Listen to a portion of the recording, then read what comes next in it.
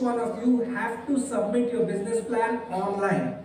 Please mark this date for each of the registered participants and students. By 31st of May, you will have to submit all your business plans and submit to us.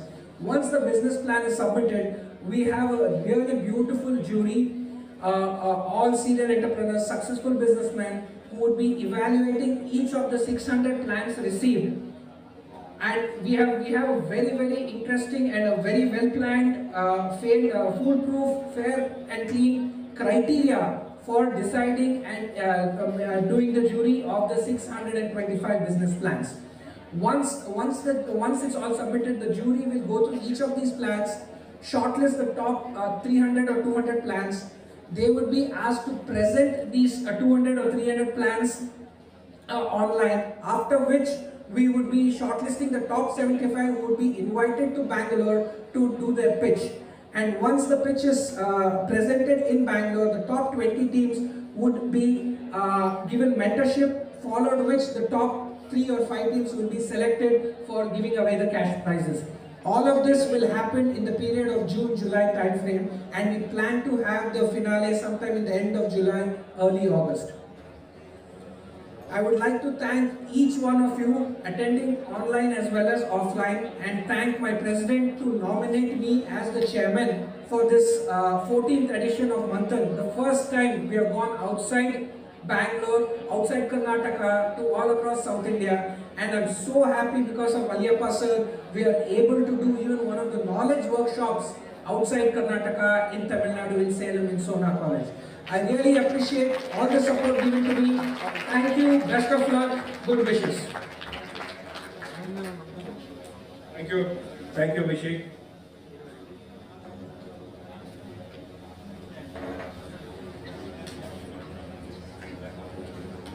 So, one very important question by your chairman, Shri Valiyappa sir. We had the first knowledge workshop from Bangalore, so it was online for all of you. I need feedback on how the workshop was, how many of you attended, and I really need some comments and feedback. Can you please, a few of you speak up on the online workshop?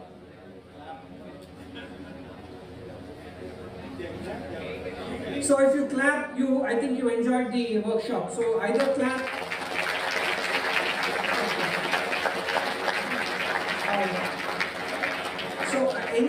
So just to speed these things, if there is any feedback or comments, please email us at manthan@fkcci.in.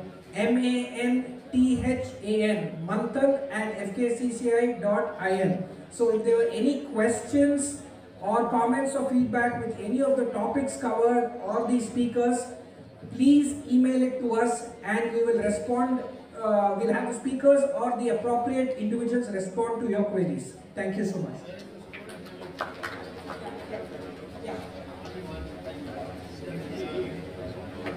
Yeah. Hello dignitaries. As said, feedback, let me give it offline. The feedback of first session in short and sweet. So first of all, it was an amazing session, to be honest, and it was informative, and I had many things to learn from that session, and it helped me to structureize initially about my business plan. Thank you everyone. Super. Thank you very much for that wonderful feedback. Let's get this sped up, right? May I request another dynamic young leader over here, Mr. Tyagu Valiyappa, Vice Chairman of Solar Group of Institutions, to say a few words.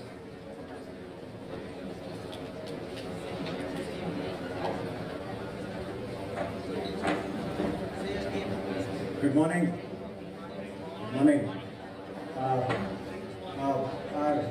Our distinguished dignitaries on the dais, I would like to just make it very short and sweet.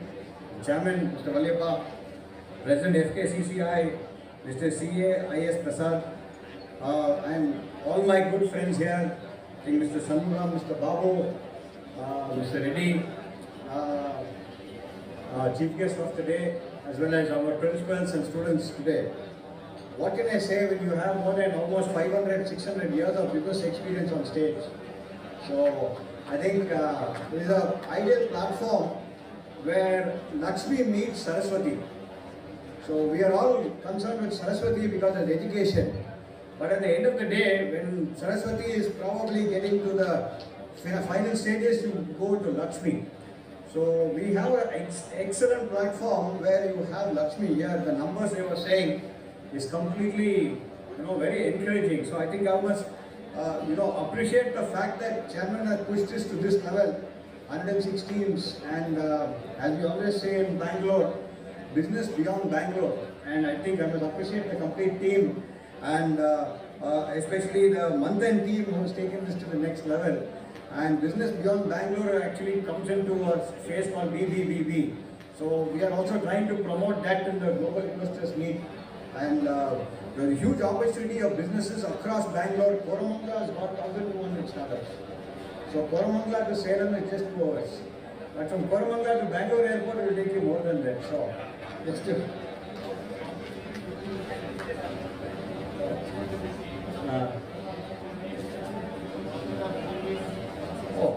15% of the Manthan is from Salem. That's what President FKCCI says. Big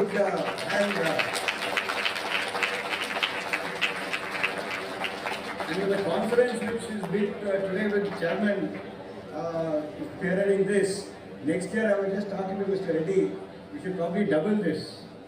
And certainly it can happen, because one thing is Salem is the only city in the world which has got SALE in it, S-A-L-E, and M for money. So Salem is already there for business.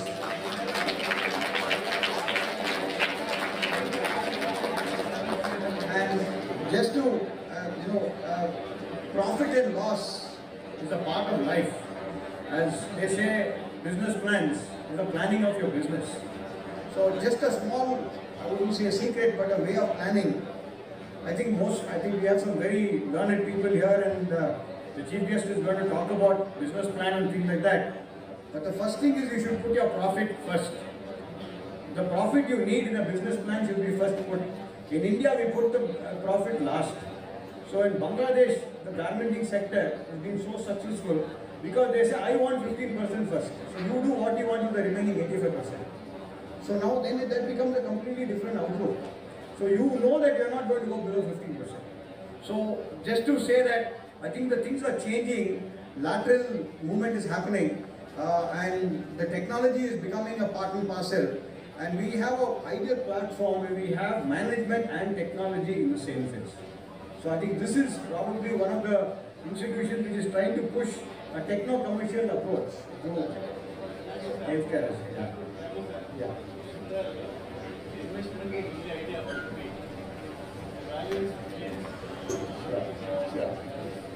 So I think what President is saying here is the investment in your ideation camp. So we conduct something called the Power on Me. Every Power on Me day we conduct a Power on Me, because that is where the Shiva is most active in terms of power. So we have 6 o'clock in the evening, we did do it during the pandemic also. So ideation is a very important thing, and we want to do a TED talk here. So TED is being organized by our MBA. So there are lots that we can do. So thanks for coming, and I think all the former presidents, once a president, always a president. So I don't say past president. So like US they say former president or president 2010 or 8 or 7. So I would always appreciate the team to come here, and thank you. Please make the best use of this. You have, even if you want to talk to any of them, I would request them to mentor you, maybe 5 minutes, 2 minutes talk, even will give you direction. So this is what really matters. So convey, convert and convince is what we should always look forward for. Thank you. Thank you. Thank you, Chairman. You mentioned about the Koramangala. Between Koramangala and HSR, there are 36 unicorns, and that is a record in the world that it's the most populated. A unicorn is over 1,000 crores. 7,500 crores of turnover.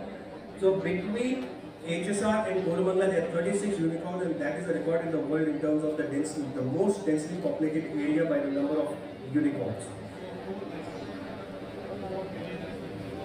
and there are 4 billionaires. I stay in HSR, I'm not one of them. Quickly, we have 3 principals on the dais. May I request them to quickly share 1 minute of their time and a few words of encouragement. Dr. SR Sendil Kumar, sir.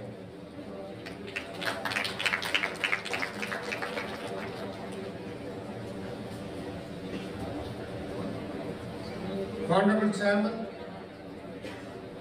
of our SONA group of institutions, and also gurus of all these presidents who are seated over here, Sri Valiyappa sir, the president of FKCCI, Dr. I.S. Prasad, and the chairman of MANTHAN, very dynamic personality, Mr. Abhishek. And of course, I have to take a lot of time to read out all the people, all the stalwarts. I can say all big business people or all the stalwarts, as Mr. Jagu also was mentioning, all the presidents, past president, former president, future president, and all those people. And of course, our dynamic vice chairman, Mr. Jagu Valiyappa, and my dear colleagues, Dr. Karthi, Dr. Kadir Nawaz, my dearest colleagues, and other dignitaries who had come all the way from Bangalore to conduct this second workshop on this MANTHAN program. And my dear student friends, good morning to every one of you. I think I completed 1 minute because big stalwart words are there. If I utter their names itself, 1 minute will go. Nevertheless, I have to thank our chairman, Sri Valiyappa. Always he finds, he talks to us and tells us, we should not only mentor our students in terms of, making them ready to get their job. Instead, he always urges us to, make them as an entrepreneur. So for becoming entrepreneur, I know, we have brought in many facilities over here. The latest being, our Jagu Valiyappa sir has brought in Sona Store, and through which, many people are getting internship and they are coming with a lot of ideas to him through Power on Me program and Sona Garage. And of course, the latest addition to that is IIT Incubator, which has installed their, satellite center within our campus. So there are very big number of opportunities available over here. And when FKCCI members approached our chairman, he was, talking to them and he was mentioning that why do you conduct only for Karnataka? So far, this is 14th event they are organizing under MANTHAN, whereas 14 programs were conducted only for Karnataka. So our chairman sir only requested, why don't you make it bigger? Why don't you widespread to entire India? And then finally they concluded, okay, let us do it for South India. That's how our students have also received this wonderful opportunity. And not only that, he has given an offer to all the students, and he said, whomever is interested, whomever is having idea, whomever is having the talent to compete with the entire South Indian people, whomever is taking part, they all can register, and registration fee is about 1,000 rupees. And he said, I will spend complete registration fee for all the students, even if it is 1,000 students, I am ready. Let us give a big round of applause for that wonderful thing. And I request, this is a wonderful opportunity, for us. Am I right or wrong? Is it not? Can you tell me if you are all accepting my point? Give a big round of applause. So that it's a wonderful opportunity. And we need to thank FKCCI entire team and our chairman, vice chairman, and all our team members, and especially Dr. Danusu. Danusu is the director of this, incubator available here, who is, completely behind the students, giving you all the information what is happening around. Why don't you all give a standing ovation for all these big people, those who have brought this wonderful opportunity for everyone of us. Please, let us give a big round of applause.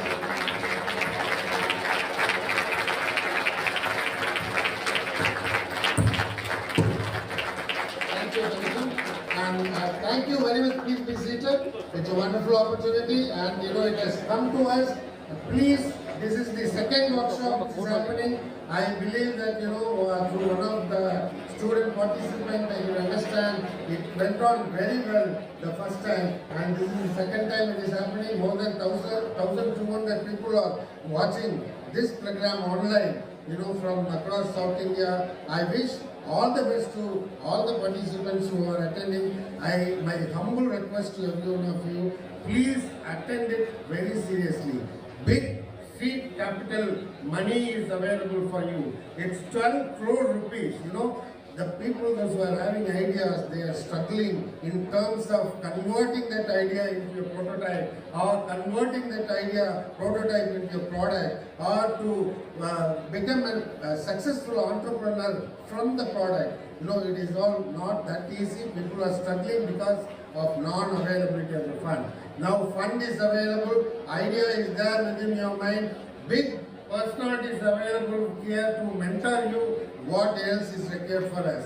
Let us do it and let us succeed. All the best to every one of you. Thank you very much. Thank you, Sanjay sir. May I request Dr. Karthikeyan, Principal of Tyagarajan Polytechnic College, to give a quick few words.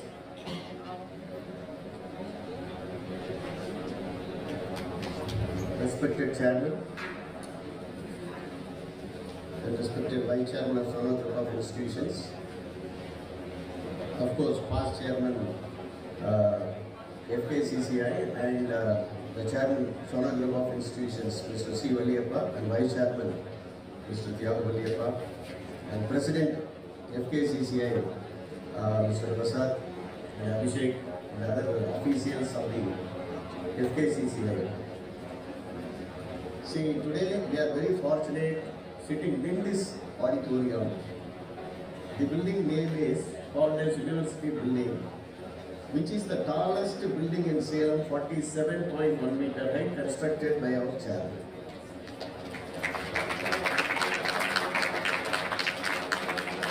Mr. Prasad basically said, instead of going and appreciating the knowledge plan and all those things, I can explain. He is always requesting the students,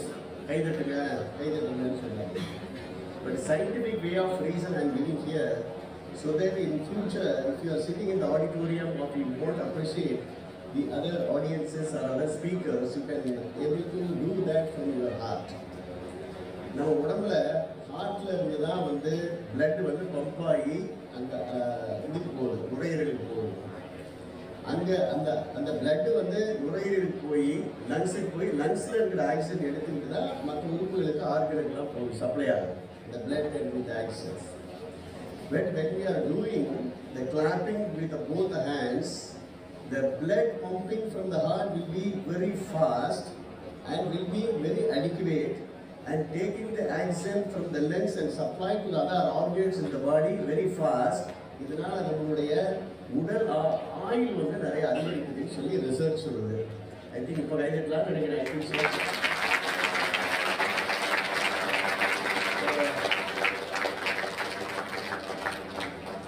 So first of all, I thank the chairman for bringing the Federation of Karnataka Chamber of Commerce and Industry into Tamil Nadu. So you are bringing Karnataka into Tamil Nadu and merging with Tamil Nadu also. So we are too happy that our students from both three colleges, Polytechnic and Engineering College, Arts colleges, now is participating in the competitions. And second one, Dr. Sethil mentioned that the entire fee for the students are paid from our management. So thanks to the management also for encouraging the ideas. Last week I received an email from a boy. I want to recruit the students of civil engineering and architecture from both from Polytechnic as well as in the engineering college, Tyagarajan Polytechnic and Engineering College. I said yes, you can come. I asked the instructor, the placement officer or placement officer INR, you can connect with Mr. Dr. Saravanan, placement officer and director of Sonal College of Technology. You can interact with me, you can connect with me. The boy came to our institutions and he wanted to recruit 50 students from Polytechnic and another 50 from Sonal College of Technology. the recruitment process is going on. I went to the placement section to see how the placement is going on, the recruitment is going on. I was amazed that ஒரு HR person இருக்காரு, அதுக்கு வந்து ஒரு ரெண்டு பேர் இருந்தாங்க, HR person ரெண்டு பேர் இருந்தாங்க, இன்டர்வியூ பண்றவங்க ரெண்டு பேர் இருந்தாங்க, இவர் இருந்தார், MD இருந்தாரு. MD வந்து கிட்டத்தட்ட அவருக்கு வயசு வந்து கிட்டத்தட்ட ஒரு 32 வயசு தான் இருக்கும். அவர் பார்த்து பேசணும், how you are doing this business, what is the name of company? He says that Reborn Detailing and Design Services என்னுடைய கம்பெனி பேர் அப்படின்னு சொன்னார். நான் கேட்டேன், நீங்கள் வந்து I am thanking him for recruiting the students of Tyagaraja Polytechnic as well as Summa College of Technology. ரொம்ப thank பண்ணேன். எஸ் சார் அப்படின்னாரு. எங்கே உங்கள் ஆஃபீஸுன்னு, இது வரைக்கும் எங்கள் ஆஃபீஸ் வந்து எங்கள் வீட்டில் பண்ணிட்டு இருக்கோம். Now we are searching for 10,000 square feet of building. For rented space, I can give 25 rupees per square feet. That means per month he can pay 2.5 lakhs. Rent மட்டும் pay பண்ணுற அப்படின்னாரு. What is your turnover? He said my turnover is now around 10 crores. Now after 3 years, I want to achieve 50 crores. The employee, the strength is 70. I want to move on to some 250, 300 அப்படின்னாரு. எப்படி உன்னால் பண்ண முடிஞ்சது சேலத்தில் இருந்து அப்படின்னு சொல்லி கேட்டேன் நான். எங்கே வேலை பார்த்தீங்க? சென்னையில் வேலை பார்த்தோம். ஏன் சேலத்தில் வந்தீங்க? Sir, I'm originated from Salem. So that is why I want to establish office. எங்கே ஒர்க் பண்ணிட்டு இருக்கீங்க? யாருக்கு ஒர்க் பண்ணிட்டு இருக்கீங்க? I am working for 10 countries அப்படின்னாரு. Not for India, other countries. UK, USA, Middle East countries and Australia இந்த மாதிரி எல்லாம் ஒர்க் பண்ணிட்டு இருக்கேன் அப்படின்னாரு. அவர் யாரும் இல்லை, தியாகராஜர் பாலிடெக்னிக்குடைய ஸ்டூடெண்ட். ஒரு சின்ன ஸ்டார்ட் அப் பண்ணி ஒரு சின்ன பையன், ஒரு தமிழ் மீடியத்தில் படித்த பையன் தியாகராஜர் பாலிடெக்னிக்கில் படிச்சுட்டு சென்னையில் போய் ஒரு 10 வருஷம் ஒர்க் பண்ணிட்டு அந்த experience, the expertise in the field of doing the work and managing the people successfully ஒரு ஸ்டார்ட் அப் பண்ணி இன்னைக்கு ஒரு 3 இயர்ஸில் 10 crores வந்திருக்காரு. அனதர் 3 இயர்ஸில் வந்து 50 crores ரீச் பண்ண போயிருக்காரு அப்படின்னா, then I thought of that. I want to take a survey how many people are doing entrepreneurship or how many people, students are doing startup from our polytechnic. What is the turnover we are making through the polytechnic for so many years? We are exist for successfully 65 years அப்படின்னு நினைச்சாங்க. இன்னைக்கு அவங்களும் அதே தான் வந்திருக்காங்க. முன்ன நாங்கள் வந்து அந்த பையனாக வந்து கற்றுக்கிட்டான், நாங்கள் சொல்லிக் கொடுக்கல. We thought of only the subjects. We thought of only giving the recruitment or jobs. Now the students are here, are very sure. As our vice chairman mentioned that now the technology is embedded in the teaching. The technology is embedded in the innovations. In the innovation, successfully, you can execute maybe after 3 years, after 4 years, you must know the business plan. So business plan for you have to go to MBA, do some certification courses or some other here and there, or do some practice in some other companies. Now, during your study, the Federation of Karnataka Chamber of Commerce is coming here because of the idea given by our chairman. இதனால கர்நாடகாவில் தான் பண்ணிட்டு இருக்காங்க. அவங்க idea collect பண்ணுறாங்க. அவங்களுக்கே ஒரு idea கொடுத்து வாங்கப்பா, நீங்கள் சேலத்துக்கு வாங்க, தமிழ்நாட்டுக்கு வாங்க, இங்கே இருக்கிற ஐடியாவை கலெக்ட் பண்ணுங்கன்னு சொல்லி ஒரு ஐடியா கொடுத்து இன்னைக்கு வந்திருக்காங்கன்னா, definitely on behalf of management, on behalf of all the group institutions and the students, professors, teachers, I really thankful to the Federation of Karnataka Chamber of Commerce for doing the excellent job for the students also. I have to pray for my students. The எல்லா ஐடியாவோடையும் நம்ம group students தான் first prize வாங்கணும் அப்படின்னு சொல்லி you try that. வாங்கன்னு சொல்லி வேண்டிக் கொண்டு விடைபெறுகிறேன். Thank you very much. Thank you.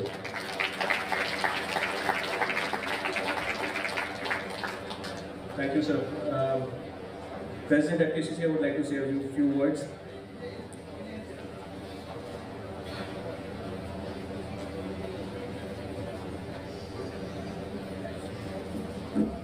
Just want to say one or two words. When I've been sitting on the stage, the Vice Chairman has mentioned 2 points. The last 2 years, the first rank student from Salem, that student also written examination in this institution.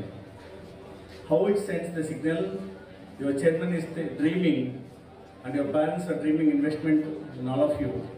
At this month, and I'm telling you as a president, as a professional, I can make statement before you. Never you had an occasion to interact with the unicorns. On the first day of knowledge workshop, sitting next to me is more than 1,50,000 crores they made investment in 180 companies. They are going to come forward and again understand your ideas. And I met Suresh here, he is also co-funding. Just had a coffee 2 minutes, he said, Prasad along with Prashant, we also thinking probably to identify 20 startup funding. Why not the 625 teams take benefit? My only suggestion to all the students, make dream bigger. And you are all watching cricket, always you see that the cricket player will say that I will do the dance, you dream 11. I only stand before you and say that dream big, and we will be a game changer in fighting line economy, now or never. I think this 14th Manthan will be remain 14th Manthan, and each one of you should become a resource person next year. So this is what I ask for it, and your chairman dream, and your dream, and my dream, and your parents' dream, that all of you should go big. Thank you. Thank you, sir. Can I request Dr. Kada for a quick couple of words? And I have no words to express. Maybe I think I born in Tamil Nadu, studied in Tamil Nadu, where the ideas, your vice chairman said that we brought ideas from Karnataka to Tamil Nadu, but the other way, we are all neighboring states, to bring the intellectuals from Tamil Nadu to the Karnataka development and nation development. And I made a request of Valliyappa sir for sponsorship of this Manthan program, and I'm really deeply heart-touching that he has sponsored all the participants from this college. Big thanks to him. And now again, he has asked me that whatever IS Prasad wants, seek funds for this program, he is going to announce. So I thank on behalf of FKCCI, and because sir, Kiran, what the funds comes from Valliyappa will increase the cash price, sir. I don't use for me. Whatever that Valliyappa sir gives the cash price now, additional sponsorship, will enhance from 25 lakhs plus. So it is for Valliyappa sir chairman to enhance the funds. Thank you.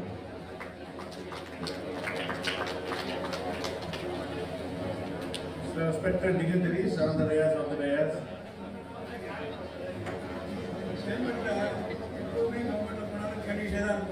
You give them the FKCCI is always very successful. At least every year they get 10 crores from the government for something or other. But in Tamil Nadu we can't dream like that. So the same way he has demanded, or he has instructed rather. So we are very happy. I am requested the principal also. So they also wanted to sir, we should contribute. So from our institutions, we will contribute 1 lakh per.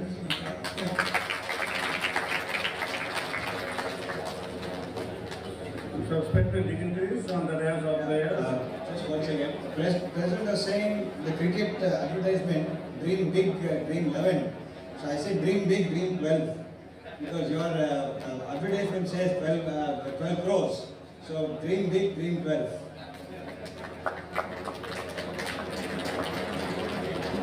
I think I have 1 meter. Thanks, thank you, dignitaries. Good morning, my dear students. It is a great opportunity especially for the arts college students. We have to thank our chairman and the FKCCI president and our vice chairman, Kyavoli Pasha, who has been always encouraging. This is a great opportunity. More of the arts college in this Tamil Nadu may be participated in maybe in the Manthan program. However, we have been blessed and we have get the opportunity. So kindly embrace that. I think so we have 20 teams we have so far participated in this program. And my best wishes to you all, and I have to thank our coordinator, Mr. Murali, Kadari Board of BBA, who have been coordinating well and presented the students to this Manthan program. Thank you all and my best wishes. Thank you, sir. Thank you, especially for keeping it short and sweet. May I request past President Shri Shikshan Mulam to deliver a few words. எல்லோருக்கும் வணக்கம். Gown பனேகா கரோட்பத்தின்னு எல்லாம் கேட்டிருப்பீங்க. இந்த மந்தன்ல கவுன் பனேகா கரோட்பத்தினா doctor IS Prasad Banega கரோட்பத்தின்னு பெருமையா சொல்லலாம். நீங்க அவங்களுக்கு ஒரு பெரிய ஓ போட்டுருக்காங்க. all the dignitaries on the dais, I can just say Chairman Sona Kalistri Valiyappa sir and our President Dr. I.S. Prasad. நம்ம கார்த்திகே சார் ஏதோ ஒரு கிளாப் தியரி சயின்டிஃபிக்காக சொன்னார். நான் வேற மாதிரி ஒரே ஒரு கிளாப் தியரி நான் ஸ்பீச் முடிக்கிறப்ப சொல்கிறேன். ஆனால் ரெண்டு விஷயம் ஐ வாண்டட் டு பிரிங். நீங்கள் younger generations, but in the older generation people, they will know one song. I don't know whether it's Shivaji Ganeshan or MJ, I am not sure. Paravaya Kandan Vimanam Padacha, Yeduroli Kandan Vanoli Padachanta. This is innovation of this Manthan. He saw a bird and they created an aeroplane. They saw air and they created the radio wave. Likewise, FKCCI has come forward to you, create, innovate something for nation building. That is the message my President, Mr. Prasad, wanted to bring to you. I just knew this song, so I wanted to just brief you all those things. I don't know how many of you have gone to Delhi and Hyderabad airport. If anyone have gone, please raise your hands. Because those two, GMR group, has built this airport, and our President Dr. I.S. Prasad is one of the auditors of that. Such a big company, so he is such a big person that he looks so simple. That's why I said, "Kaun banega crorepati." It is only I.S. Prasad bana sakta hai. That's it. And why anyone can achieve is, உங்க ஊர் பக்கத்துல ஆத்தூர்னு இருக்கு. ஆத்தூர் சேலம் பக்கத்துல நான் கேள்விப்பட்டிருக்கேன். அதே ஆத்தூர்ல வந்து ஒரு டீ ஸ்டால் பண்ணிட்டு இருக்க அவங்க மக இன்னைக்கு ஐபிஎல்ல is playing. His name is cricketer Natarajan. He is from Salem. பாருங்க Chinnappampatti. Okay, what are this? So he is from here. When he also can achieve. Intelligence is already there. When you are born only you are intelligent. It's only the education is a manifestation of intelligence that you have already got. So with these words I wanted to say, clap சொன்னாங்கல்ல, ஒரே ஒரு வாட்டி எங்க சேர்மனுக்கு ஒரு clap அடிக்க பார்க்கலாம். இப்போ கர்நாடகாவிலிருந்து வந்து நம்ம ஐஎஸ் பிரசாத் பிரசிடென்ட் நாலேஜ் ரெண்டு பேரும் ஷேர் பண்ணணும், எப்போ இப்படியே இருக்கணும்னு அவ்வளோ ஒரு இதாக அவங்க ஆவணமாக பண்ணியிருக்கிறதுக்கு ஜோரம் ஒரு வாட்டி ரொம்ப ஜோரம் கேட்கணும், சொல்லும் கேட்கணும்.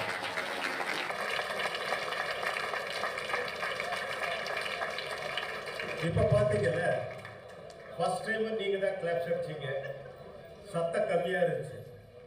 ரெண்டாவது வாட்டி நீங்கள் தான் கிளாப்ஸ் அடிச்சிங்க, அதே கை தான். எப்படி சத்தம் ஜோராக இருந்துச்சு? You did not realise. This FKCCI, Prasad and the Manthan committee makes you realize you have got the strength. Please utilize and build the nation. Thank you very much. Thank you, sir. May I request President FKCCI to felicitate Dr. C. Valiyappa.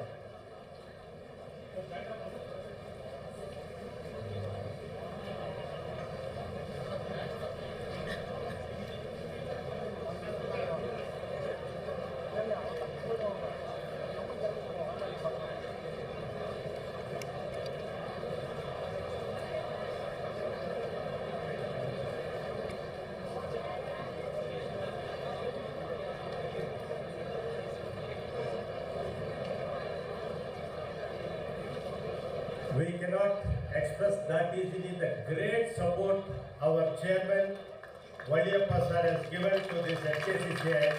Now you really have to give him a very big round of applause.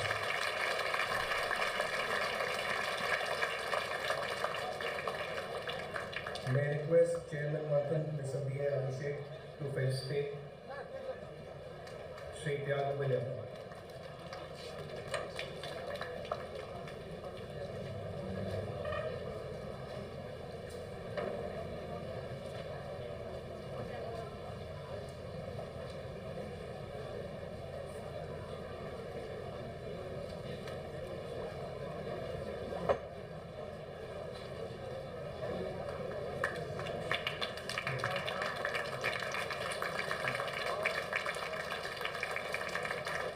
May I request Senior Vice President Sri B.V. Gopal Reddy and President Dr. C.I. Prasad to felicitate the three principals, Dr. Senthil Kumar, Dr. Karthikeyan and Dr. Kadar Nawaz.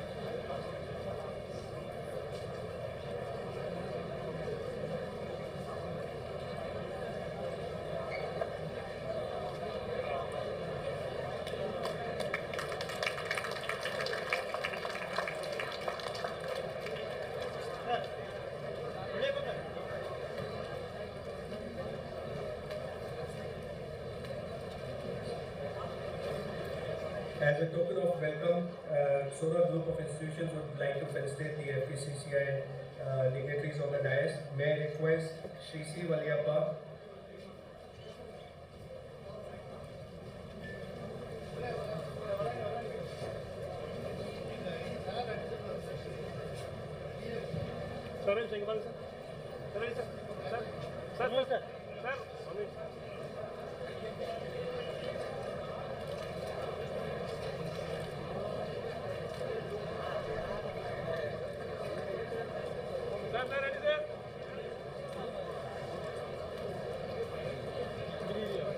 may I request Shri C. Valiappa to present a token of warm welcome to Dr. C.A.I.S. Prasad.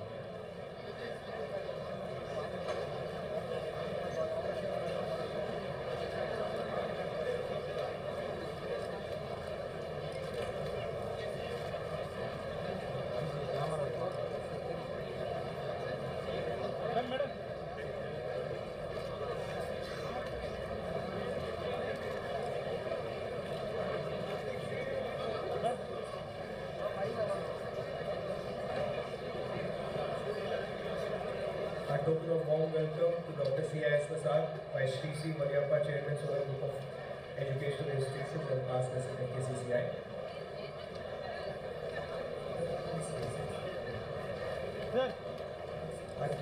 A token of warm welcome to Mr. D. Abhishek, Chairman, Manthan, by Mr.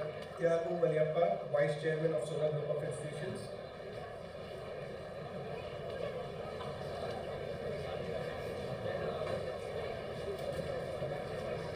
A warm token of welcome to Mr. Suresh Narasimha by Dr. Senthil, President of Solar College of Technology. Mr. Suresh Narasimha.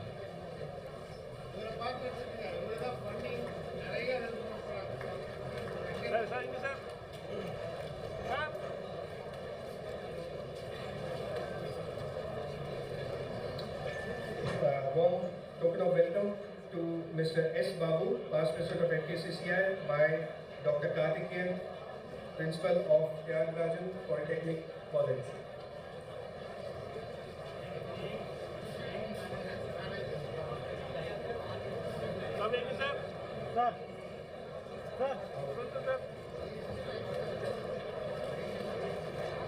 A warm token of welcome to Mr. Shiv Shanmugam, past president FKCCI, by Dr. Kadar Nawaz, Principal, Solar Arts and Science College. A warm token of welcome to Mr. B.V. Gopal Reddy, Senior Vice President FKCCI by Dr. Kalashi.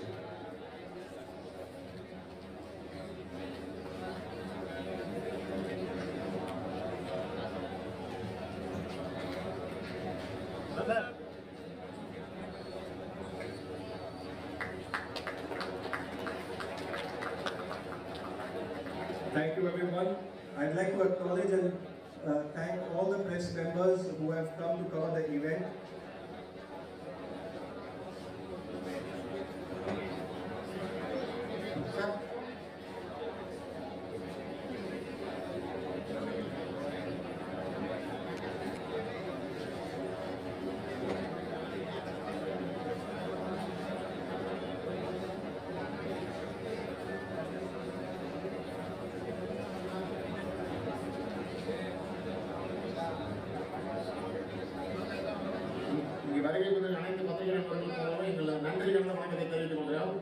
இது ஒரு மாபெரும் event. The first time in South India, தென்னிந்தியாவில் ஒரு மிக சிறந்த event. மக்கள் மத்தியில் மாணவ சமுதாயத்தில் ஒரு விழிப்புணர்ச்சி ஏற்படுத்துகிற ஒரு ப்ரோக்ராம் தான் ஆர்கனைஸ் பண்ணியிருக்கோம். ஸோ அந்த என்ன ப்ரோக்ராம்ங்கிறத ஃபர்ஸ்ட் நம்ம போன ப்ரெஸ் மீட்லேயே பார்த்தோம். இப்போ அதுக்கு அடிப்படையாக ஃபர்ஸ்ட் ஒரு 2 ஒர்க் ஷாப் பண்ணியிருக்கோம். அந்த ஒர்க் ஷாப்போட விளைவுகளோட பெனிஃபிட்ஸ் அட்வான்டேஜஸ் என்ன, இது எப்படி ஸ்டூடெண்ட்டை மோட்டிவேட் பண்ண போகிறத இப்போ இன்வைட் இப்போது மதிப்பு மரியாதைக்கு invite doctor mister Sivashanmuga sir, past president of FKCCI. I request honorable and I also invite respectable CM IS Prasad sir to address the gathering. Sir,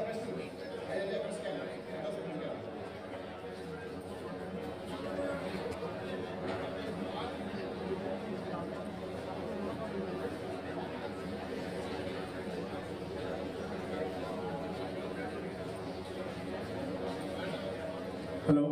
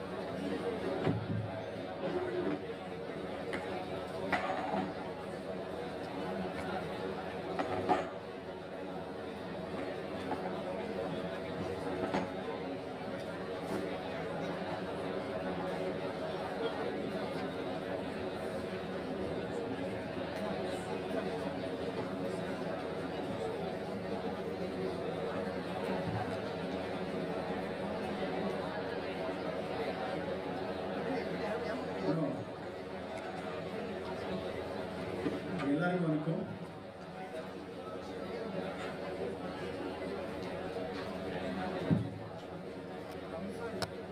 FKCCI 14th edition MANTHAN-2022 business plan competition.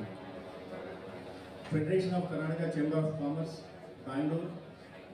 இது வந்து founder வந்து sir M Visvesvaraya 1960 அவங்க founder ஆகி 105 வருஷம் ஆச்சு.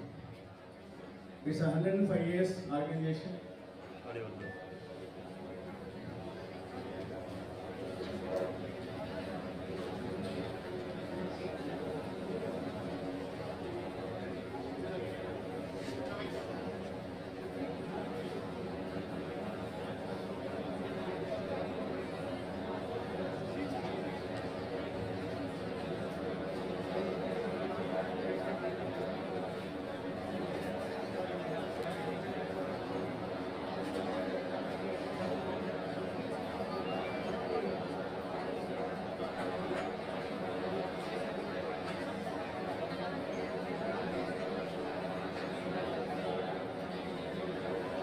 Once all the media is ready, then we can start.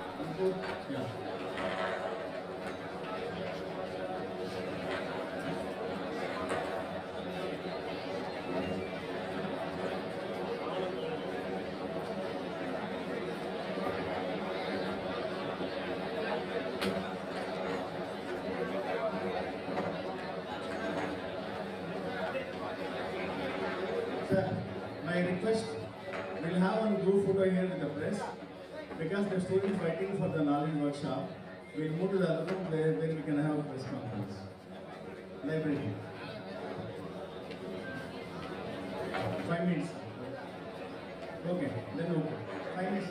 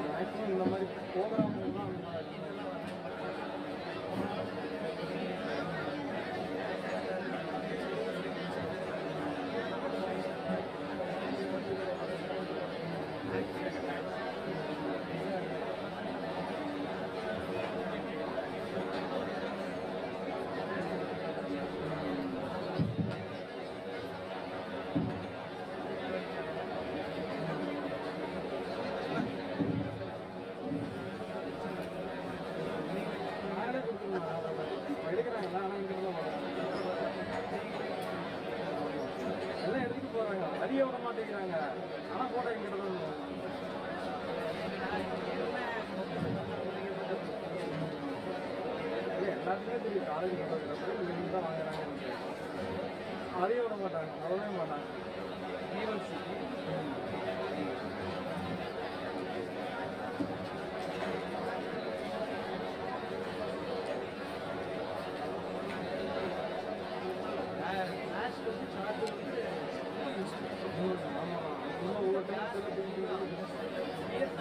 அதுவும் கொஞ்ச நாள் தான் அதுவும் போயிடுது. சார்ஜ் போட்டது சார்ஜ் போடாது. நான் கிட்டத்தட்ட எனக்கு தெரிஞ்சு ஒரு 10 செகண்ட் வச்சிருக்கேன்.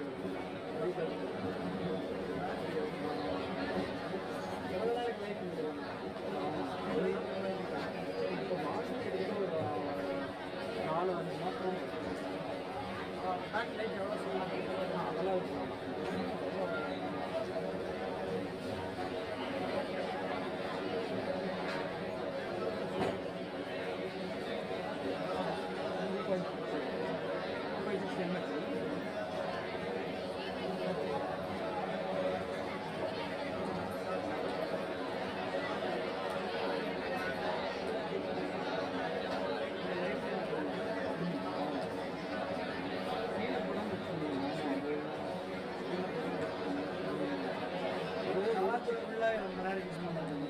அதெல்லாம் ஒரே ஹேண்டில் இருந்தால் ஒன்றும் பிரச்சனை மாறி மாறி இருக்கும்.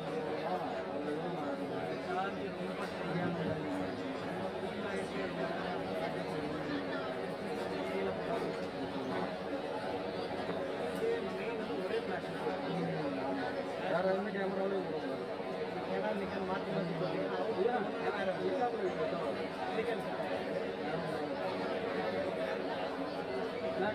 நிக்கானுக்கு தனியாக இருக்கும் வேலை.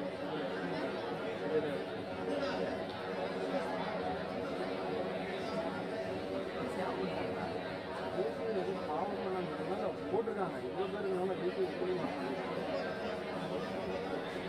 இதோட அதிகமாக யூஸ் பண்ணிங்கன்னா அது பிரச்சனையாக இருக்கும்.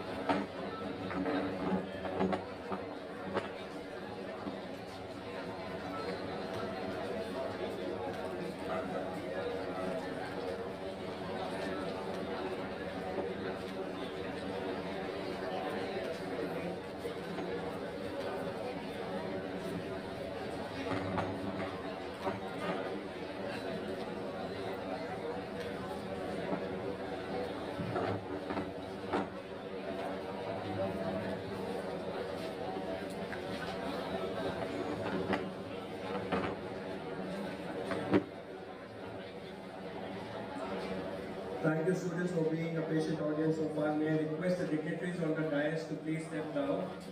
I request Mrs. Suresh Narasimha to stay back. Mr. Suresh Narasimha will be delivering the keynote address on starting up out of campus. Mr.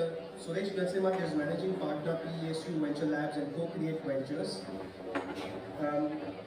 They could not have been a better keynote speaker today. Can anybody tell me why? Especially those who are walking over there. Hi.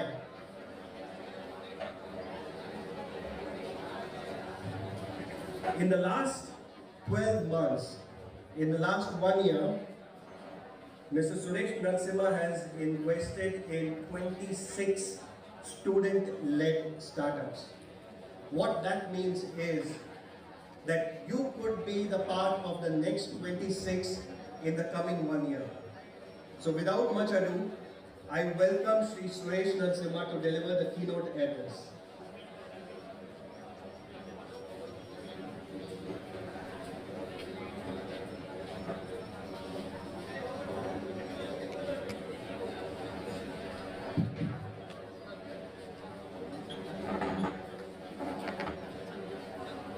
So good morning.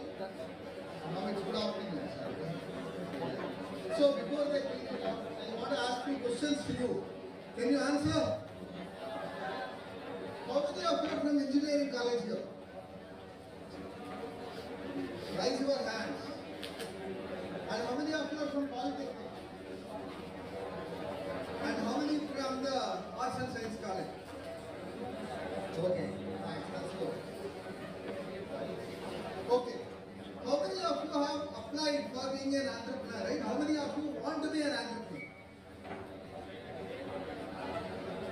Right? Okay, just shout. Why do you guys want to become entrepreneurs? Just shout.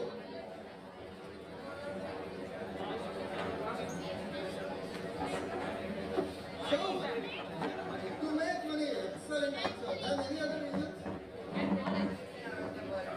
Very good. Super. Then he wants to create a revolution here. Then. Okay. See, the thing is, there is no right answer to the question on why you want to become an entrepreneur, right? Each of us have our own dreams, each of us have our own reasons. Some of us want to make a lot of money, which is extremely good. Some of us want to make a difference, right? See, one college like Sora Towers can make so much of changes to the city of Salem, right? So entrepreneurship is a life-changing experience. It's not just about lifestyle changing. Any job will change your lifestyle. But the moment you become an entrepreneur, you will not only changes your life, it changes the life of the society around you. Right? How many of you have heard of a company called Sky? Sky, right? There was a country called Estonia which was into huge issues before Skype came in. One company, Skype, changed the whole stuff around Estonia. Right? Today, whole Eastern Europe will look up to them and think that we can also make it. Right? But in India, we don't have that problem at all. Right? So, I mean, the speakers were talking about 99 unicorns. Why, right? We have the great legend here. How many of you have heard of Vishweshwaraya before? How many of you are aware of Vishweshwaraya? My first suggestion to you, please go back and read about Vishweshwaraya before you get to the next talk. Right? If you haven't read about Vishweshwaraya, probably, at least engineers and diploma guys here, you are doing a huge injustice to yourself. Please go and read his biography, right? Is my suggestion. Okay, now let's get to the next question, most important one. Name companies, technology companies that you use every day and admire. Just shout.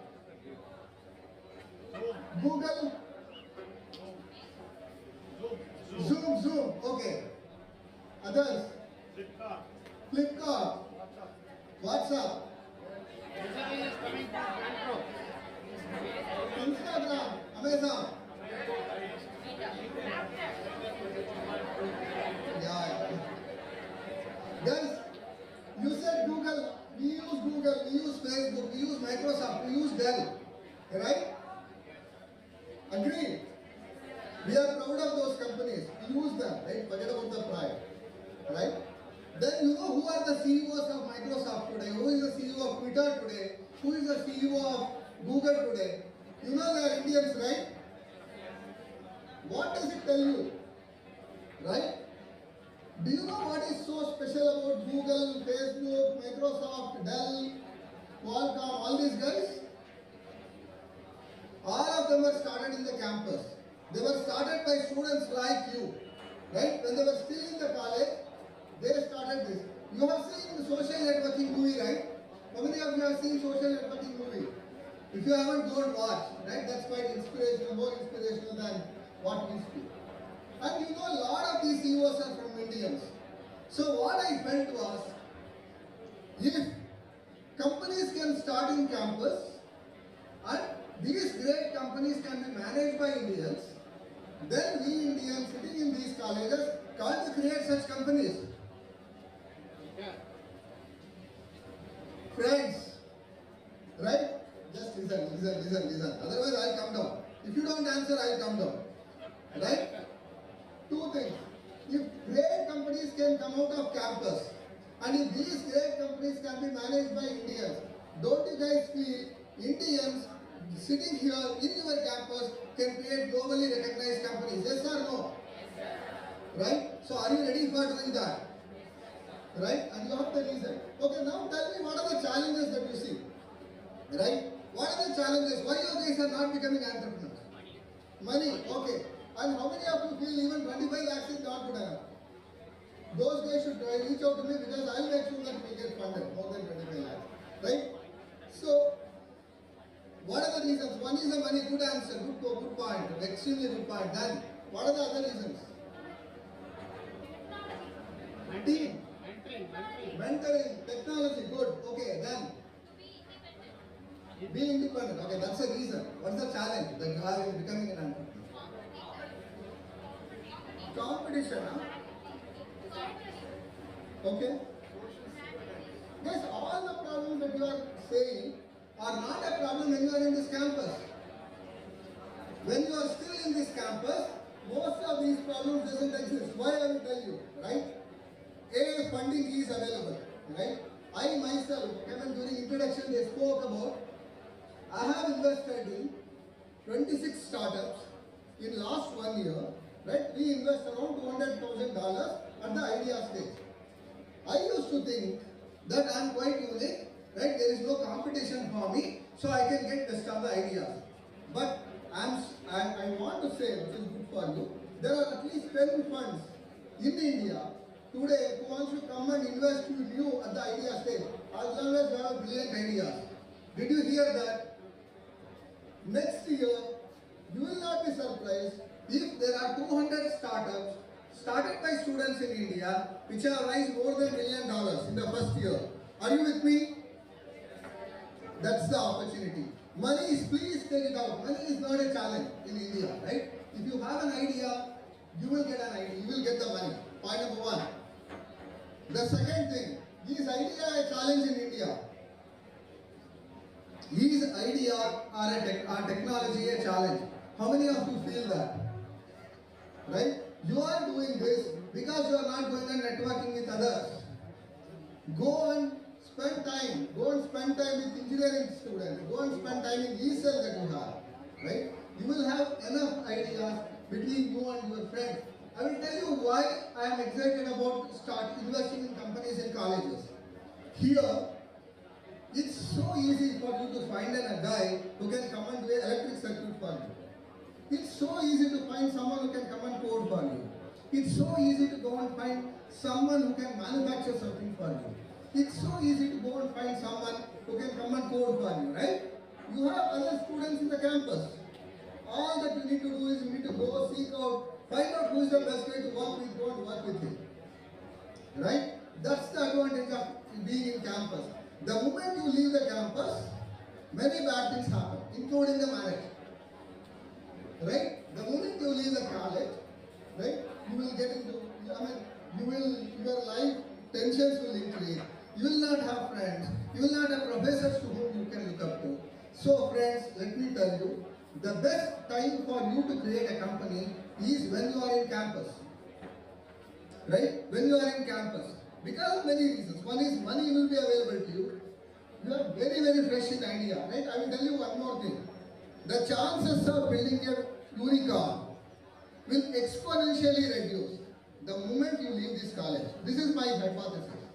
If you want to build the next unicorn, or if you want to build a decacorn, start today. Because the chances of doing this will exponentially reduce once you leave this college. Right? Just go and look at the history. Right?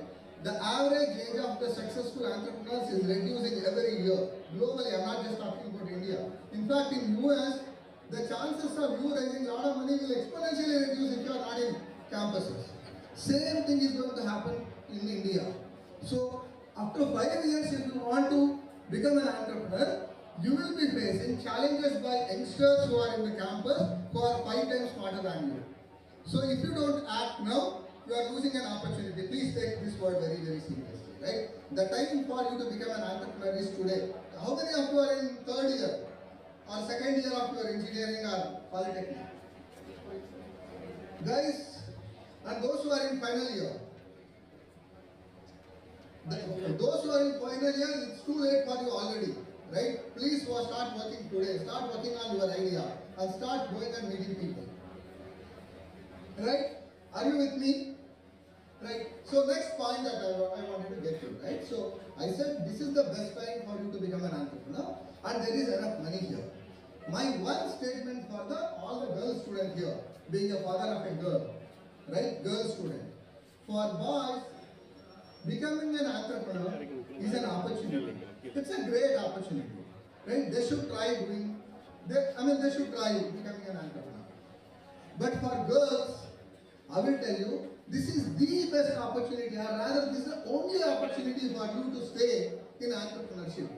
How many of your sisters or mothers or friends have dropped out of career? You know that, right? After they marry, they become mothers, they have to take care of the family. So finally they drop out of the career. Right? As a girl, you become an entrepreneur.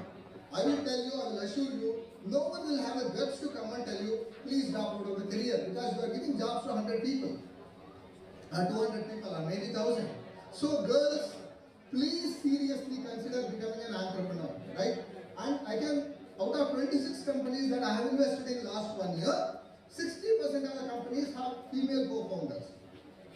The reason why we have 60% of the companies with female co-founders is that fundamentally not only me, worldwide VCs believe women can be better CEOs, right? They can be better entrepreneurs.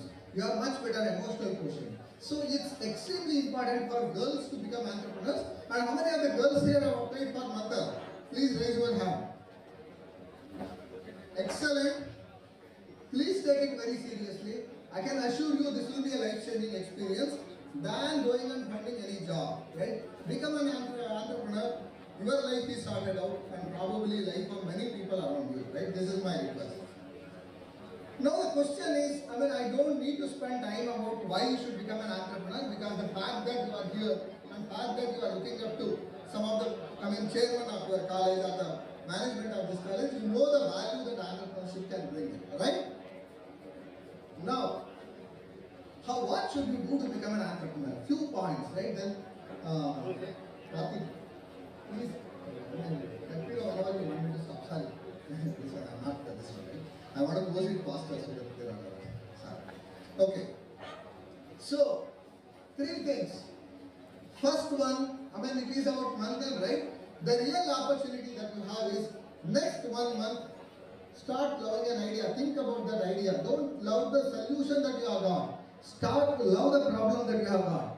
Right? If you want to solve the problems of farmer, think deeply about it. If you want to solve the problems of, let's say, some manufacturing industry, think deeply about it. Right? If you want to solve the problem of education, think deeply about it. Just think deeply about the problem. Get one problem that you want in your life, that you want to, that you want to spend your life with, right? The problem that you pick up and the market that you pick up is the most important thing, right? Rest of it can happen.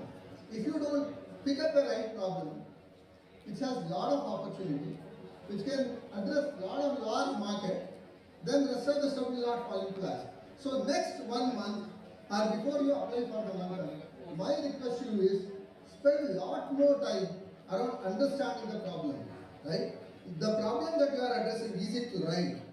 Right? Normally what we do when we want to say, right, that's what most of them suggest to do, you go and do a customer survey, right? You go to customer and say that, do you want to use this product? He says, I will. Because why will he say he will not? Because he did not pay you that, right? Right? Instead of that, you need to change the way you question. Go and ask them, what are the 3 biggest problems that you have today, that you can't live without, unless you solve them, right? Go and ask the questions that are more relevant to you in terms of strengthening your problem. If the problem that you are solving is not the top 3 concerns of your customers, probably that is not worth solving. Are you guys with me? Right? Go and look for the problems that are very, very critical to customer or consumers of yours, which will, even without asking what is your idea, they should be able to tell you, this is one of my problems. Right?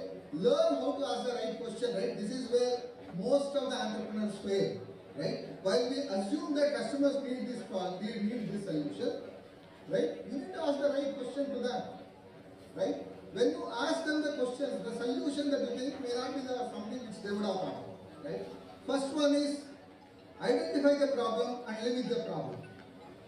Second thing, right? This is extremely important. Just become better person. Forget about right? Building a business plan, all those things are good, we'll do it. But become better persons, right? What should you do to become better persons? Any thoughts, any ideas? To develop skills. Skills, what skills? Language, good, okay. Communication is extremely important. How do you develop the language skill? I will give you one clue, friends. Go and read fiction. Read fiction in Tamil, read fiction in English, read fiction in any other language that you can do. But read fiction. Go and read Sujata in Tamil, right? Go and read all classics in Tamil, if you can. Or go and read all great. How many of you have read Alchemist? Follow. How many of you read Alchemist here? How many of you have read Harry Potter here?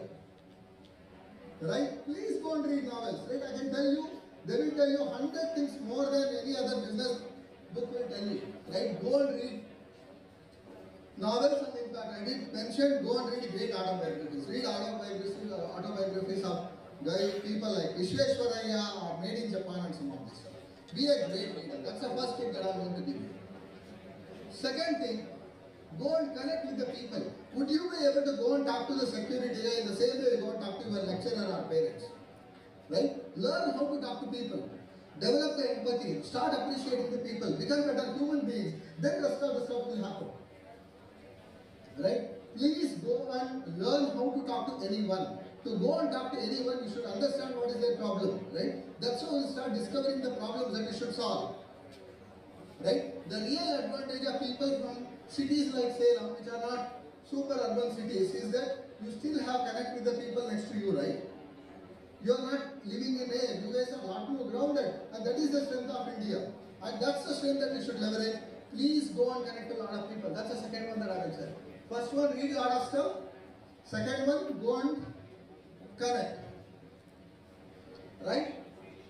Of course, he spoke about improve the communication. When you do that, just learn how to present things better and have a lot of confidence. I can assure you, each and every one of you who are sitting here are as good as someone sitting and reading in Delhi. It's just that on that year or during that time you couldn't read that. Right? No point in feeling that you are not the same person who is sitting in IIT. Right? Gone are those days. Today, all that matters to you is what is the idea that you have and what is the capability you have in executing that. Right? One very, very important thing. All of you should learn how to contribute without expecting something in return if you want to be a great entrepreneur. Right? How many of you are members of different students club? How many of you volunteer for different student clubs here? How many of you are volunteers? Geek club, your coding club, whatever you have, your college club, your music club. Guys, if you want to be an entrepreneur, please go and join those clubs, okay? Or join Rotaract, join any NGO and learn to how to service them without expecting anything in return. That gives you great opportunity to network with people. Great opportunity to network with people, but more importantly, it will also help you understand people better, right? Have you got these tips? Right? Rest of the stuff, the building the business plan, etc. will happen. First, get the great idea that you want to live with. Second one, be a better person. And third one, if possible, go and find a great mentor. My request to Kala here, please go and talk to him and request him to mentor you. Go and find people who are genuinely interested in you and ask them to come and mentor you. Right? Right, I was saying go and disturb him so that he will become your mentor. Right? Guys, it's very, very important to find the right mentor because no one will come and talk to you for 30 minutes will be able to tell you what you should do, right? You should have a mentor who will work with you. Mentor who understands what you want to do, right? Mentor who spends some time with you. If you do these things, pretty much, I can assure you, if you have a problem, if you are a great human being, rest of the stuff will happen. I can assure you that you will be successful. The only other thing that you need to deal is about the timing, right? And this is where most of the students startups fail, and I am telling you this very, very important part. You need to time it right, right? By the time you get to the final semester, before your friends start appearing for the campus recruitment, You should be able to go and pitch it to the investors so that you will get a term sheet before they get an offer letter. You guys understand what a term sheet is? Right? Term sheet is a document that investor gives you saying that he will invest this much money in you for this much stake. Right? You will understand it over next 1 month with all the workshops, etc. etc. Right? Term sheet is about someone showing interest in investing in your stock. If someone wants to come and invest, let's say, 10 crore rupees in your startup at the valuation of 60 crore, the best offer that you can get from the campus is 100 the value of the company that you are buying. Right? And that's what I want you guys to do. Right? Style it so well that by the time you are in final semester, you have your product ready, you have your metrics ready, so you are starting talking to right investors. If you miss this, you say that, I'm still working on this project, etc. By the time you come to the final sem, lot of companies will start chasing you for joining them, right? Your campus recruitment will start. There is a very high risk that you will drop this or your parents will force you to go and get to that job instead of pursuing your dream. And once you leave this dream, you will not be able to come back probably at least for 10 years. So friends, timing is extremely important for student co-founders or student founders. Make sure that you have your product and customers ready before you get to the 8th sem or the final semester of your whatever the course that you are into, so that during final semester you can go pitch it to investors and raise that capital, which will not only gives you stability, but it will also enable you to give job to 20 other friends of yours. Right? And I can assure you this is not even a dream, this is the reality. And this is going to happen. The question is, do you guys want to take this opportunity or want to leave it to others? And what I would love to see is, I would love to see lot more students from the, they were talking about beyond Bangalore. Lot more students are beyond these metro cities to come up and become entrepreneurs, and more importantly, lot more girls to do this. That's where we think there is a great opportunity for the country. And I can assure you, earlier, entrepreneurship had a risk. How many of you feel entrepreneurship is still riskier? What's the risk? Just shout. What's the risk? Money, I told you, right? That's a challenge. That's not the risk. Your money, you may not make money. That's the risk that you are talking about. Yeah. No, but equity you don't need to pay back. That's a trade, right? If you raise money on equity, if you don't raise loan, then you don't need to pay back. The investors are liquid. Right? So the risk is normally, what happens if my startup is not successful? What will happen to my career, right? That's the risk they talk about, right? So, especially in the, right? Today it's not there. You try anything when you are in campus, and let's okay, you fail, it's okay to fail. But there is one magic happens. If you fail as an entrepreneur, your salary, I can assure you that will get doubled whenever you want to get a company, right? All companies love students, all companies love failed entrepreneurs because you have at least attempted something, right? All the startups, right, who are there, if you go and say that I have attempted something, suddenly your salaries will increase. So unlike 5-10 years back, there is no risk. In fact, 10 years back, I used to go to colleges and request them, friends, please start up something. If you can't start something, at least join a startup. If you can't join a startup, at least marry someone who is in startup. That was the scenario we had 10 years back. But today, startup is a social symbol, right? Everyone thinks being in startup is very, very cool. And my only request to you is try out, right? Develop those 3 things that I mentioned. And I think nothing can stop you, right? With that, let me stop. Any questions you have? Okay, I will take 2 minutes to talk about what we do, right? So as fun, so that any of you are interested, you can also talk to college. What we do is, we look for ideas. There are 2 kinds of startups, right? One is lifestyle entrepreneurs, where you will build, you may not be able to raise capital, but you will build a very, very profitable business, right? And you will take all the profit. It may not have scale like, Flipkart or Ola or many others, but it's a good business for you to sustain your lifestyle. Second one is venture scale, which is normally tech-led, which has a lot of innovation, right? Which can scale non-linearly, right? So those kind of startups is what we fund.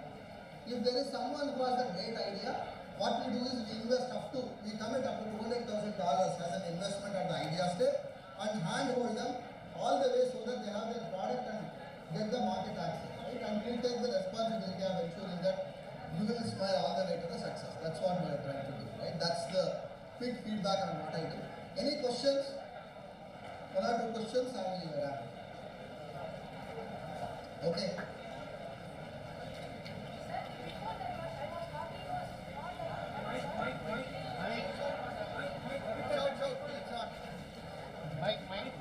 Come here. Can we have the mic for the students?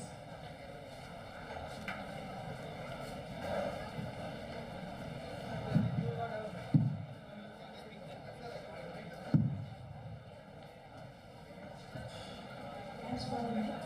Sir, before that I was talking you were asking about the risks of entrepreneurship, no sir? That was not plainly money, it is about management of money. Many investors like you are ready to give me some money. I know sir, if I win in this competition, not only me, any of us, if we win, we'll get that money. How we are going to utilize that money to make to structurize our plan or to make it real? People who give you money will worry about that. First focus on getting that money. But I really appreciate the question, right? See, one of the very, very important things for the entrepreneurs is the integrity, right? Even though your loan is asking you to pay back the money, it's your responsibility to see how can I use this money to make sure that I will grow my business. Right? That's part of the business plan. That's part of the mentoring, etc. You are in which year? Second year. Second year? BCom. BCom. Okay, very good. Any other questions? Sir, apart from if any of you have questions, please come here. Yeah. It will save our time. Sir, apart from money, how will I collect data for my business? Yeah, I will do that. Sir, apart from money, I have to collect some data from my business, like how my product works and how what will be my turnover after one, like that. But whenever I get into a field, they are hesitant to give me that data because they are already in that business. And how should I get that profitable data so that I can make it money? See, one thing that is extremely important for the entrepreneurs is to know how to ask questions. Right? If there is one skill that I will redevelop, right? If there is one skill that I want to develop, it's about asking right questions. You should know how to go to your competitor and ask him questions that he can't refuse to answer. That is something which you need to learn, right? Rest of it is specific, right? So, if you come to me and talk about your business, I will tell you how to get that information, right? But you should learn, go and read books on how to ask right questions, right? So, that's something which you need to learn. Then you will get an answer. Second one, don't try to go and get the data from the competition when you know that you want to compete with them in some industry. No, sir. That's a field. Whenever I ask for someone, how should I collect my data? They always say, go into the field and ask for data. You should know what to ask after you go to the field. Right? We will talk later. Right? Just one or two questions. Before the next question, there's a saying that great minds discuss ideas, average minds discuss events, and small minds discuss people. So if you really want to become great, there's a lot of knowledge that's being shared here by wonderful speakers. I request all the students to please give your time and your patience to the speakers. I think we don't have time today. I suggest just follow me on Narasimha Suresh either on LinkedIn or Instagram, and I'll be happy to answer each and every questions of yours. I think we are running out of time. We have already, this one, right? Let's. We can take this one last question. Myself, Kamesh, my question for you is, there are many other projects and many other ideas. There are many other projects and many other ideas are coming this year, but is there any way possible the ideas can be provided in the virtual consciousness?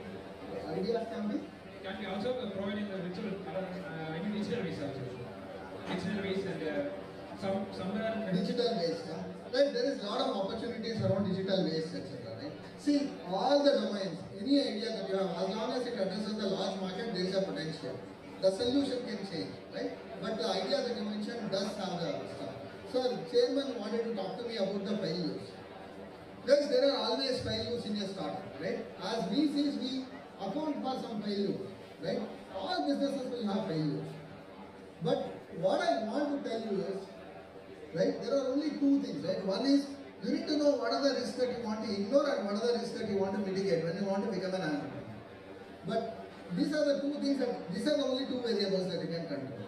The next important point that I am trying to tell you is, today, probably we don't need to worry as much about failure as what we used to do around 5-10 years back.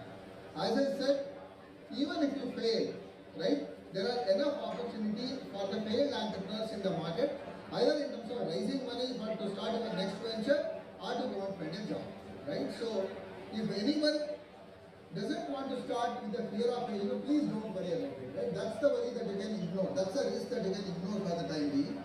Just if you have a great idea, make a good attempt and rest of the stuff will fall in place. I think I'm run out of time. As I said, please feel free to reach out to me at Narasimha Suresh, either on Instagram or LinkedIn. We'll be happy to answer your questions. Thanks, sir. Thank you, Suresh sir. Please give a big round of applause. If you are looking for money, you have found the right person. May I request Chairman of Manthan, Mr. B. Abhishek, to felicitate our speaker, Mr. Suresh Narasimha.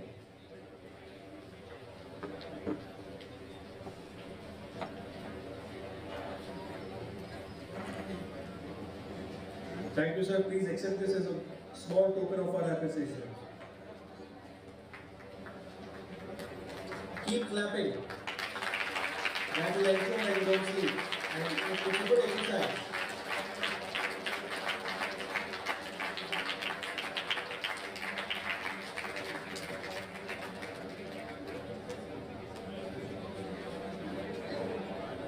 Now that you have got your money, the point person told you that money is just a challenge, and he invests and he provides the money.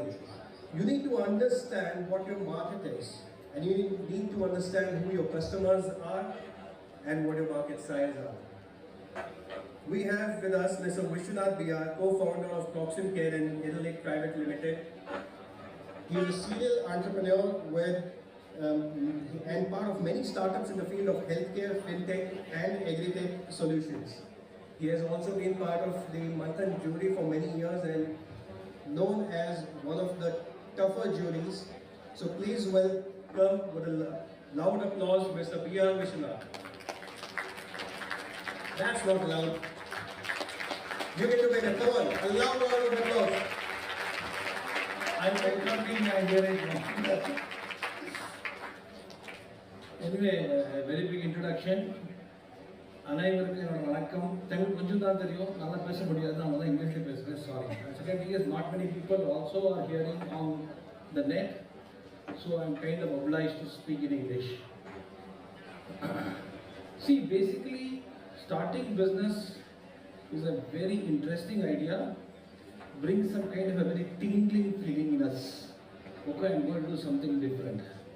But after keeping some baby steps, the moment you start seeing the bigger screen or bigger canvas, you walk back.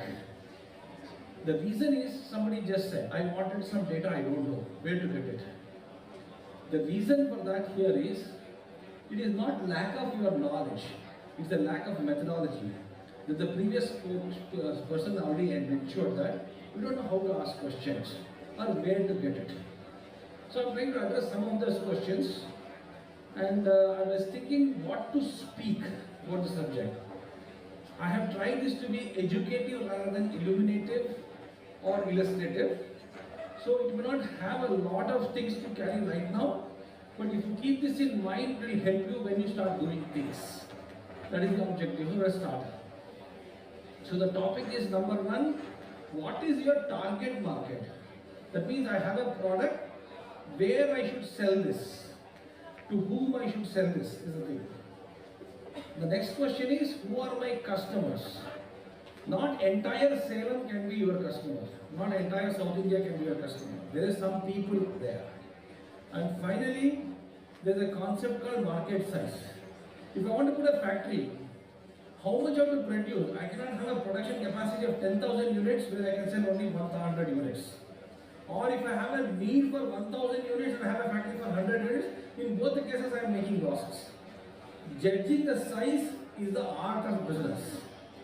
That is what you have to learn. It is not science of business, it is the art of business. You will make mistakes and you have to bear with them and then go next.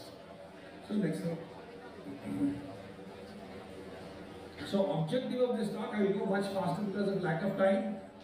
Share and explain some ideas and concepts to help the ideas to bootstrap their business, make better business sense, prepare the business for competition, get some sense of rigor that is required. See, what is happening, what I observe when I talk to a lot of startups is, they will understand the product in a particular way. They don't understand the product in the market way. What does the consumer is thinking about their product? And for that you need to do a lot of rigor. So that is where the situation is all about. Next slide please. What this talk is not about, what I'm not going to talk about. It is not a cookbook style. If you have all these kind of things, then you are going to get everything. No, it is only a pointer to those kind of things. This is not a recipe for success because there is no straight-checked solutions. The content of this talk is not particularly suitable for groundbreaking products.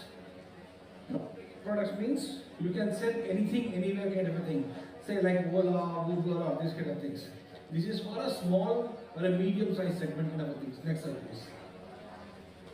The most important takeaway from this talk, all that you people have to learn, there is a small cartoon here.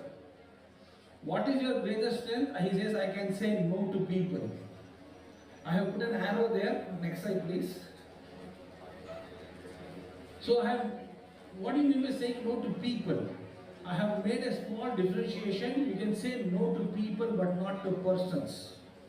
This is the fundamental idea of marketing because that's how you create segments. You say, no, I am not going to sell to those set of people. They will not be my customers. I will focus on some set of people. When you say no to certain set, you are segmenting. So that is the art of which you have to learn in the very early stage. I will explain what mistakes I made without learning this. Next slide please. Saying no to certain things will get to a target market.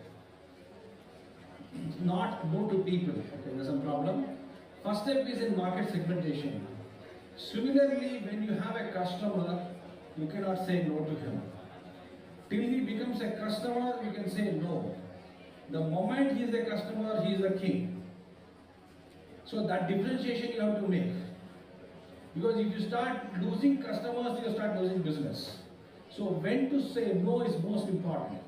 So next segment please. So now let's break the ice. Let's start talking about the topic that we have started about. But why have I put this image of breaking the ice, the shape and all those kind of things? So next slide, I'm able to explain that. Link between ice and innovation. Everybody has to be very cautious of this point. There was an ice business running in the 19th century. They used to cut ice in the Arctic and ship it to many far off countries. So they were engineers for innovating how to cut bigger ice, how to store that while transporting all those kind of things. One person made the ice at home. The entire industry collapsed. So whenever you are thinking of a product, don't just think how do I sell it. What can stop me selling this? Has to come first.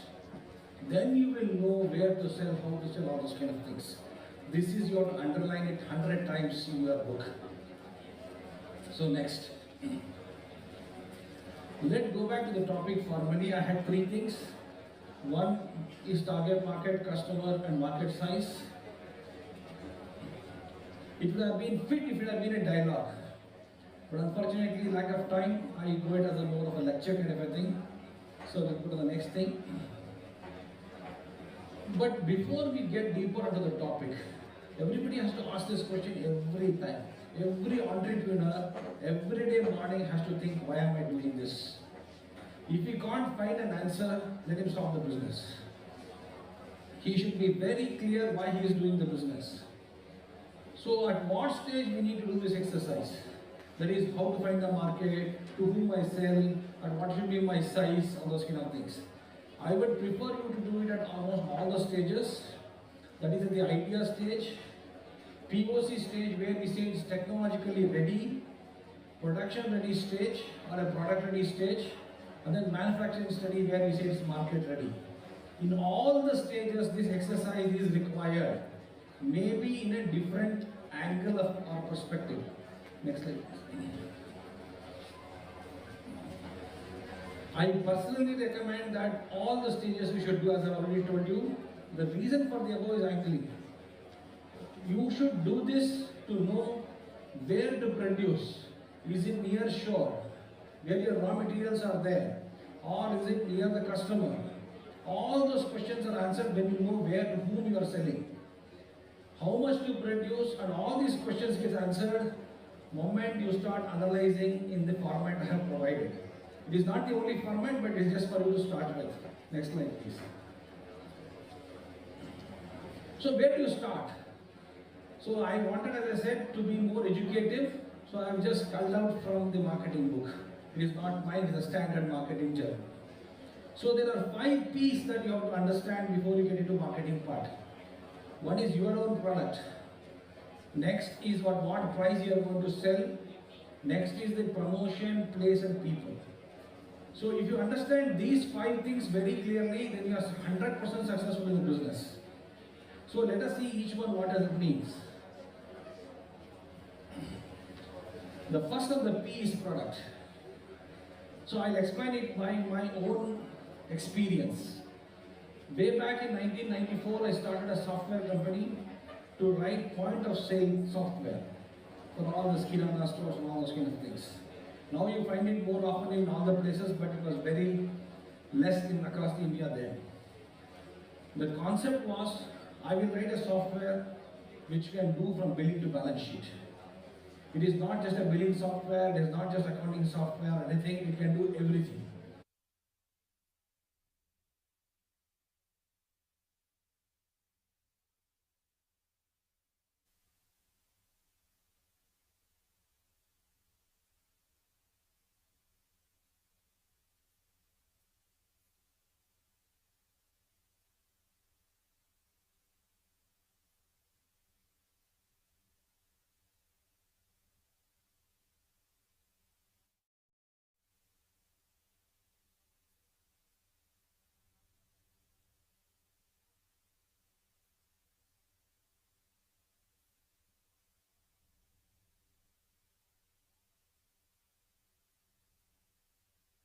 NCR and so many other companies used to bring their point of sale machines.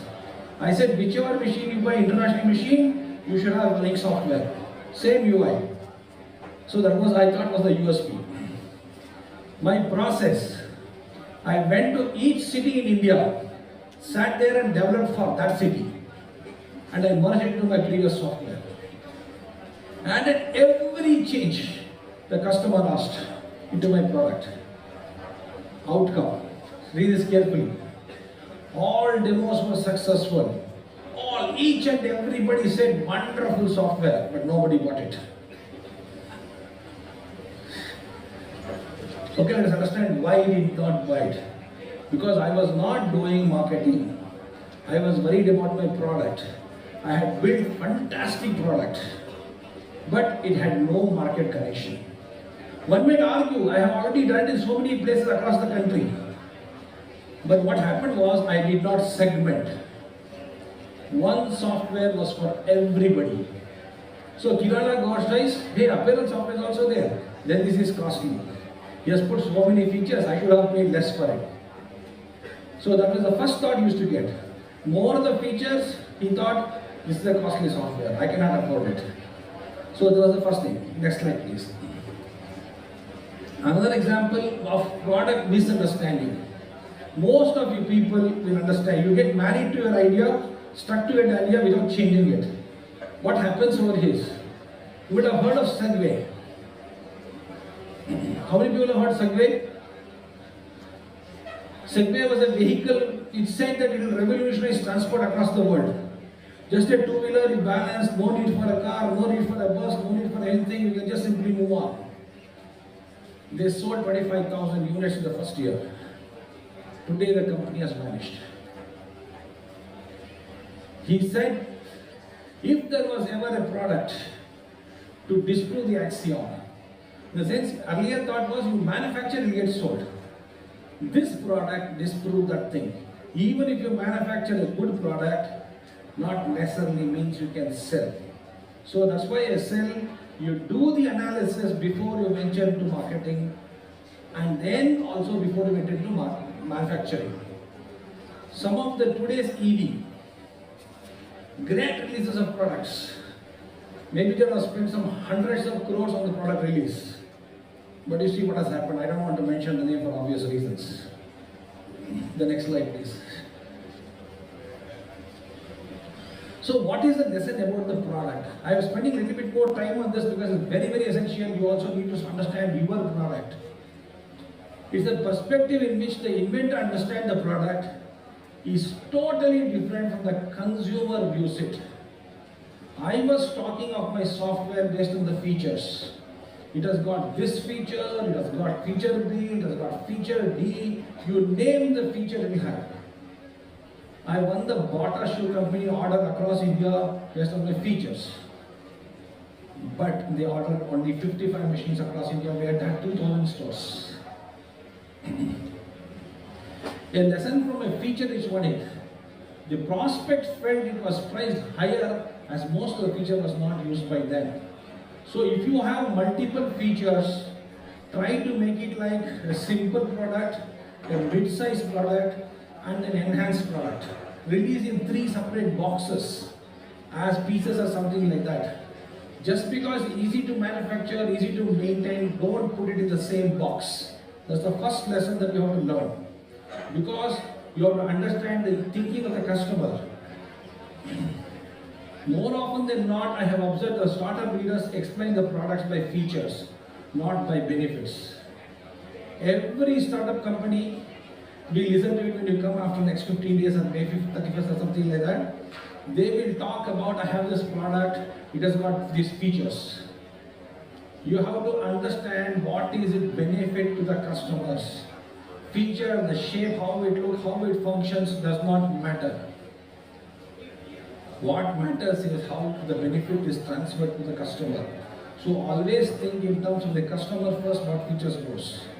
A clear understanding of why a prospect will buy your product or service is to know where he or she uses it. Don't just think that he buys and keeps it at home.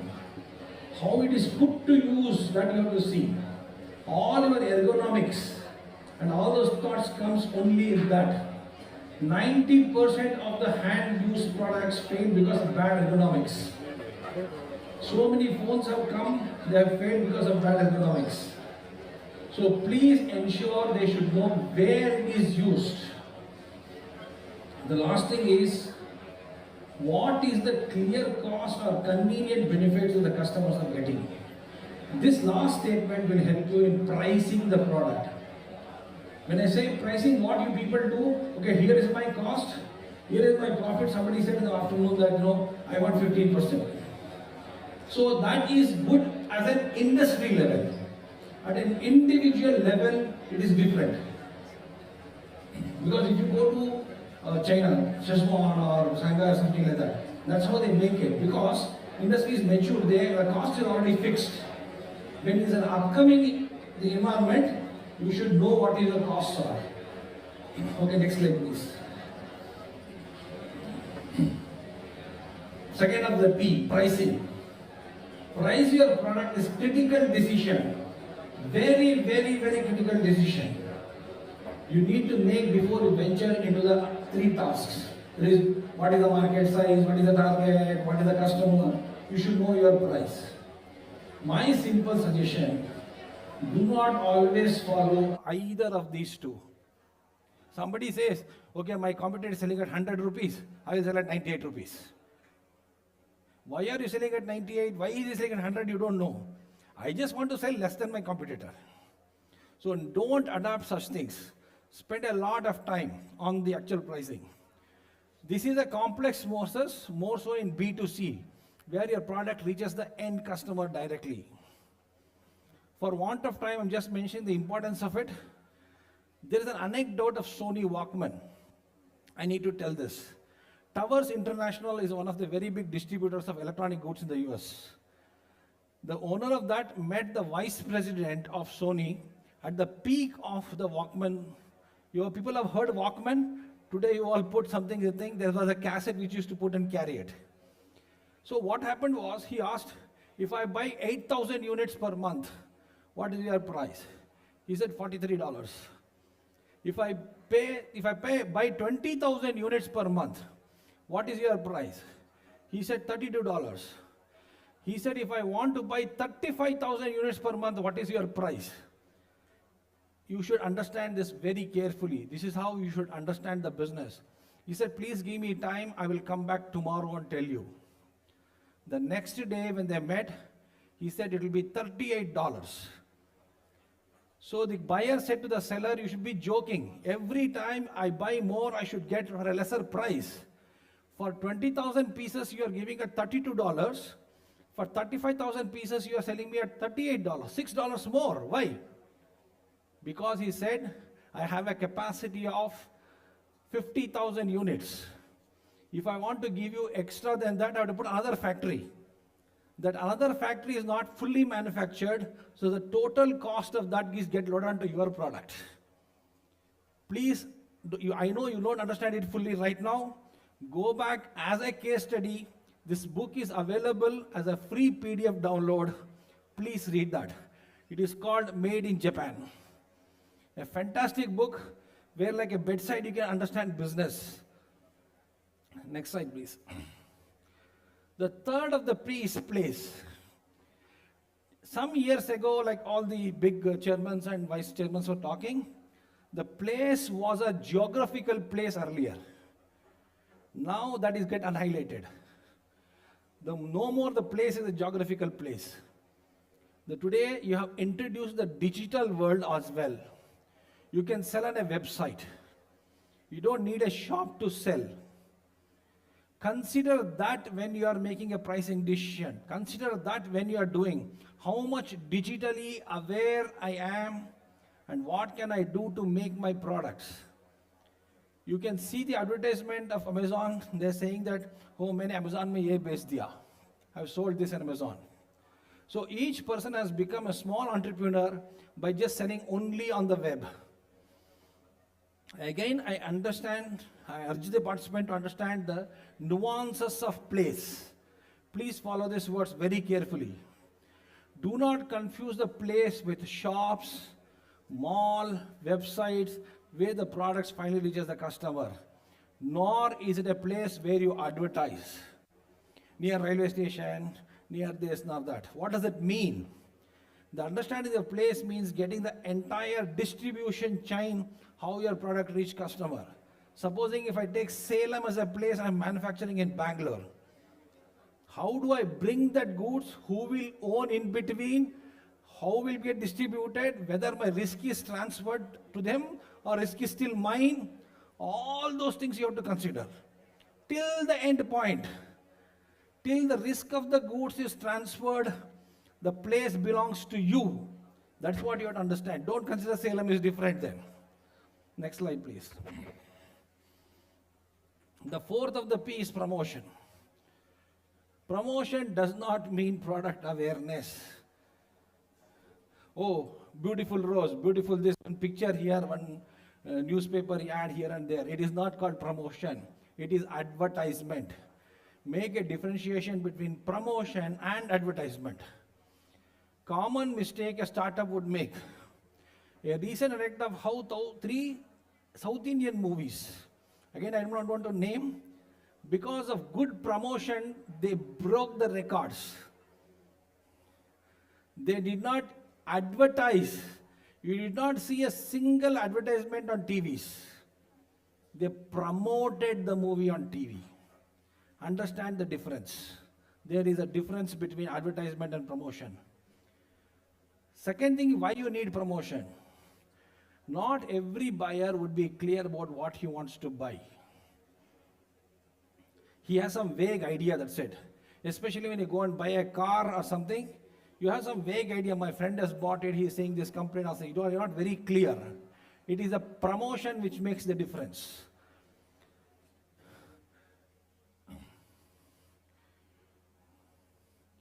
It is the promotion strategy which would sway the buyer towards your product. Hence, do not limit the understanding of promotion to creating a product awareness. Next slide, please.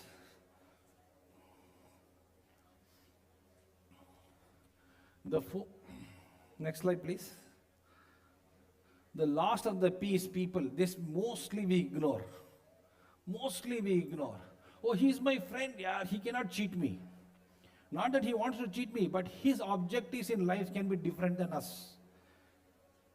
Please do not do your business as a friend. You are committed, he is committed. Only then you start a business with a friend. It is better to start business with unknown people as long as the commitment is there. That is the first of the people. That is the people who are startups. Next, a lot of people who make the product. You should know who makes your product, whether it's your own team, outside, etc., etc. What is their skill set? What will happen if they are not there, etc.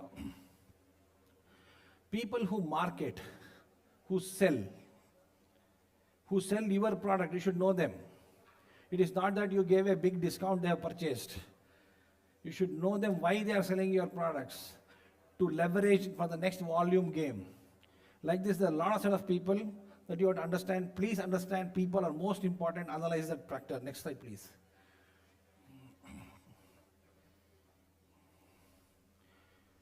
You need to consider the following in people.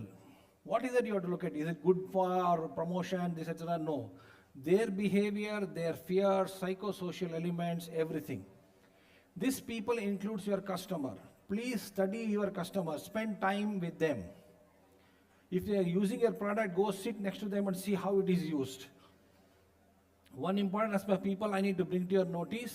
While studying people involved in business, please do identify the people whom you are selling against. You should know your competitor. You should know how they sell, how much competitive they are. If you don't know that, that means you don't know what to expect in the next turn of curve. 2 minutes more, okay. Next slide, please. So this is a thanking slide. I think probably everybody has thanked each other. I'll just skip the push to the next version for lack of time. Next slide, please. Okay, I'll just go through the highlights in about some of those things. Participants from the previous workshop, remember a point made by the speaker. Why you need to do a target market and customer is basically, he made it very clear, no product is universal. No matter how broadly appealing you think your product or service is, not everyone will need to buy this. That is why you have to do this target market. Next slide, please.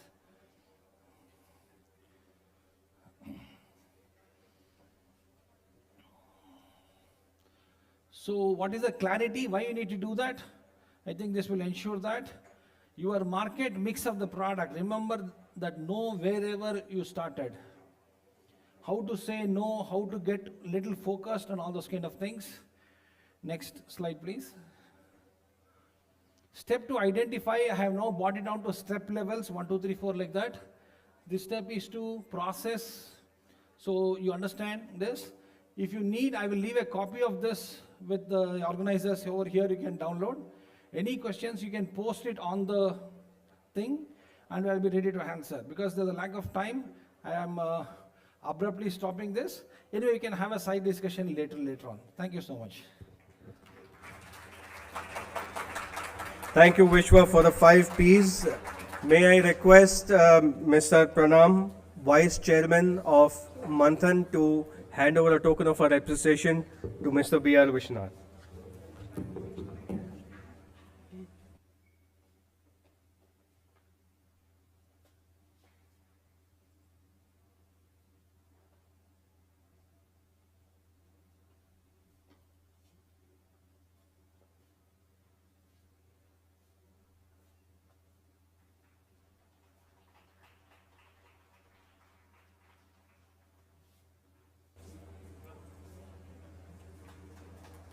Thank you, Vishwa. Vishwa spoke about the POS software that his company Vanik made, and they one of the key issues was that they were not marketing. They were not able to communicate. And I was reminded of this meme fest that was going on Twitter. How many of you know Elon Musk? Well, not personally, but how many of you know who Elon Musk is? Do you know what is the latest news regarding Elon Musk?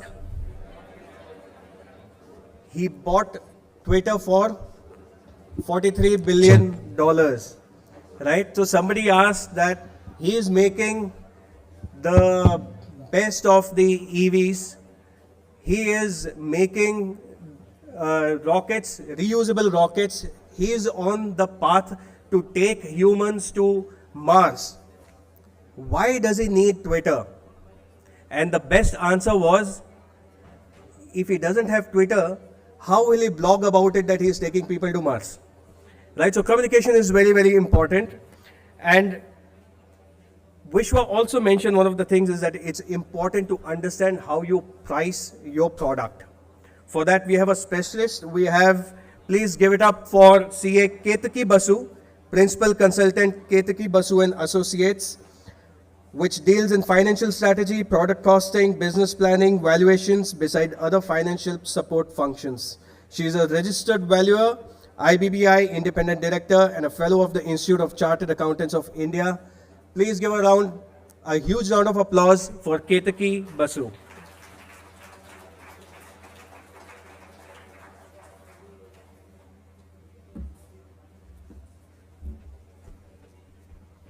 Hello everyone, and at the outset I'd like to thank President FKCCI, CIS Prasad, the Chairman of Manthan, Abhishek, Co-Chairman, Ankur Bhasin and other members of FKCCI for giving me this opportunity to speak today.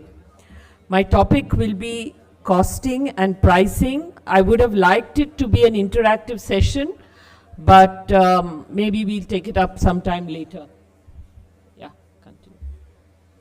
Okay, so now you've all heard about costing and pricing, but let's try to understand what is costing and what is pricing. What's the difference?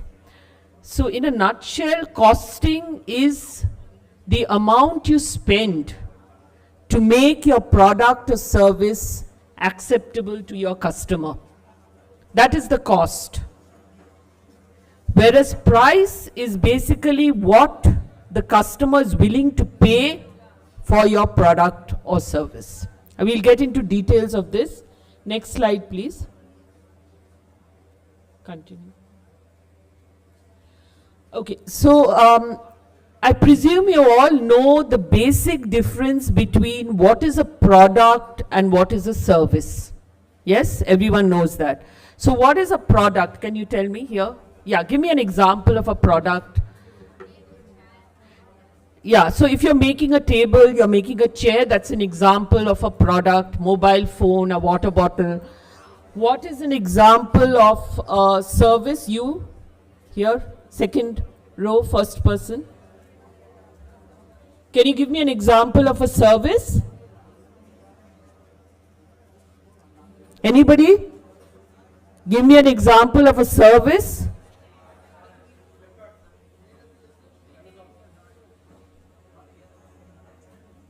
Service? Yes, please.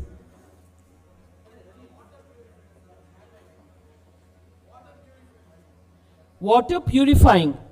Okay, so here you're not having the product, you're taking the product from somebody else, you're performing something on the product which is called a service, right?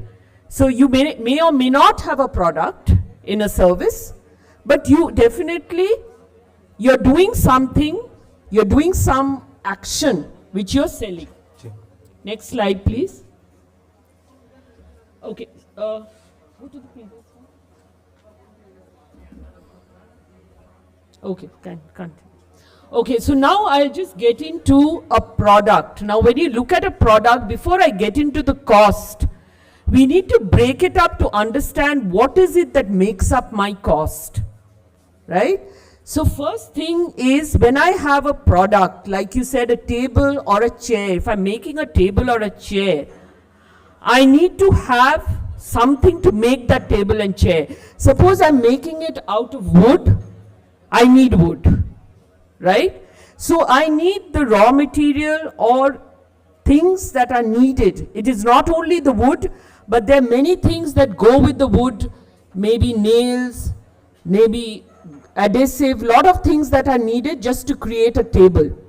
So for that, that is called the material to make my product. But the product is not complete with only the materials. If I just bring in the materials and keep it, I'm not going to get a product. I need to do something on it to make my final sellable product, right?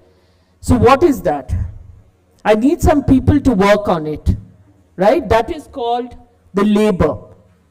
You can also call it salary, but generally when it is related to product or making of a product, we associate it more with the factory or the works. And salary paid to people in a factory, we generally refer to them as the labor cost or wages, right? It essentially means people cost. People who are involved in creating that product. It is not you who runs the business, but it's people who are actually making the product for you. That is what is labor cost. The third element is the transport. Now, what is this transport? Suppose in transport, what we mean is, for instance, that table or the chair that you are making, you need some means to bring it to your place of work to create that table. It is just not magically going to come to you. You can order it, it can come. But when it is coming to you, it is not going to come free. Someone is going to charge you to bring it to you. Either you go and collect it and bring it, or someone delivers it to you for which they charge you. That is called transport cost. This, by transport here, we mean transport of materials into your factory or into your place of work to create your product. Is that clear? Now the next element is, we are only talking about the place in which you are making your product. We are not talking about your headquarters. We are not talking about your IT department. We are not talking about your marketing staff. We are now talking about only the place in which you're creating your product. So if your product is, say, food, you need vegetables, you need spices, you need oil, which is going to be your material. And if you're making it in a large scale, you need people, time of those people. You have to pay those people to create that product for you. And to get those things, that is the transport cost. And the place in which you're making it, the cost of that place. Suppose I was making it in this room, I would have to pay a rent for this room. I would have to get the room cleaned by somebody, which has a cost. There would be electricity costs. Today everything is automated. I may have a couple of computers also.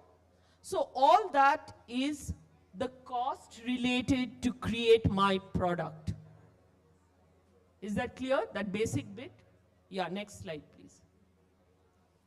Now, when I make my material or my product, for instance, if I look at a table, let's say for that table, I require a certain amount of wood. Let's say I require 2 kgs of wood to create one table.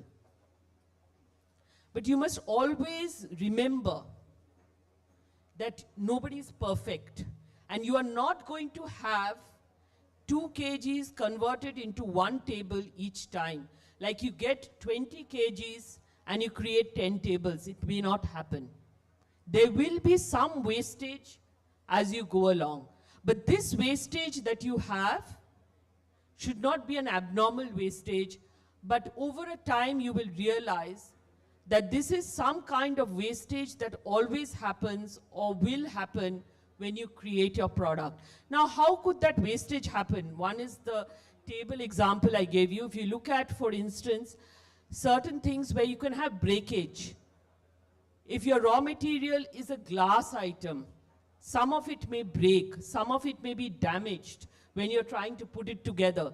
So it could be that out of the entire lot, maybe 0.5% or 1% of your material is always wasted or generally wasted. Okay? So this amount of wastage that happens is an additional cost of material which you have to consider in your business plan.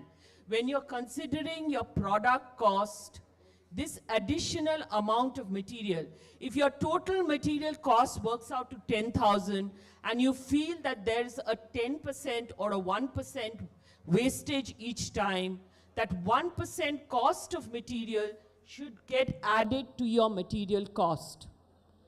And with it will come the cost to bring it to your place of work. Okay? So this is the basic thing. The other part which comes in material is inventory. Now, what is inventory? When I'm producing something, let's say I am producing, a food item. The food item requires, let's say, for preparing, say, 10 dishes, I require, say, 20 kgs of potato. But considering my wastage, I usually need about 21 kgs on a daily basis. Now, if I buy 21 kgs every day, I may have to buy it at 20 rupees a kg. But if I buy for the whole week, for 5 days of the week, or let's say for 5 days of the week I buy, where I need 100 kgs, but including the wastage, let's say I need 105 kgs. Instead of paying 20 rupees a kg, I get it at 18 rupees a kg. So what will I do? I will try to reduce my cost, and I will buy 105 kgs and not 20 kgs every day, or 21 kgs every day. Is that making sense? Am I making sense, or am I going too fast? Yes? Okay. So if I am buying extra material, I am not using all the material. So if I am buying 105 kgs and I'm using 80 kgs, 25 kgs I should subtract from my cost of the product. I should not load it to the cost of my product, because I'm not using that. I will use it in the next batch. Clear? Next slide. Then I'm coming to this was product. Now I'm coming to a service. A service could be a cleaning service. Say I do laundry. I collect all the dirty clothes from people, wash it, iron it, and deliver it back. That's my service. There is no product involved here. I take your stuff, I clean it and give it. So it's a service. That's my business. So do I have any raw material here? Yes or no? No. There is no raw material here. But I have people who are going to actually wash that laundry, iron it. It may be through a machine, but still I need somebody to operate that machine, to make sure that there is soap, there is water, to supervise the entire thing, to make sure that it gets washed. I have a set of people who make sure that it gets ironed, packed, delivered back to the customer. I also have a set of computers or things running to get it done. Here, if you look at this, it is the same as my product cost, but I don't have the material here. All other costs are there. Is that clear? So if I don't have material, I don't have the wastage cost, I don't have inventory to subtract. Okay? So I've given you some examples of services that happen. Even an accounting business, if you're writing books for somebody else, that is a service. If you're doing repairs of computers, that's a service. Laundry is a service, and so on and so forth. Next slide. Okay, coming to e-commerce. Somebody said Flipkart a little while ago. So if I look at Amazon and Flipkart, I think most of you are aware of it. Would I classify it as a product business, or would I classify it as a service business, and why? Can I hear from here, from this group, somebody? If you've been listening to my session, can you please contribute? Yeah. Software. I mean, what kind of business you would call a service, not a product? And why not?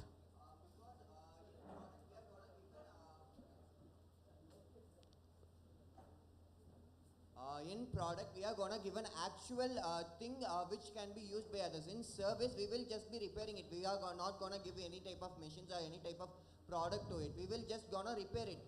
It's the difference between service and product. So are you familiar with Flipkart and Amazon? Yeah, ma'am. Okay. Let's take an example of any one of them. Both of them are doing a similar kind of business.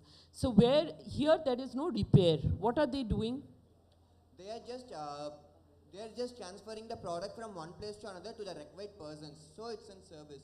Are they having the product with them? Suppose I order a pair of shoes. Is Flipkart having the shoes with them when they give it to me? No, they are not having the shoes in particular. They are just getting it from the business persons who want to sell it. Very good. So here what happens in Amazon and Flipkart, as an example, is they are not owning or holding the product. They don't have an inventory. It is just a marketplace. They are taking it from one person and giving it to another. So they don't hold inventory. It's a pure services business. But we could have e-commerce where they have a product and a service also. But generally, e-commerce would be a services business.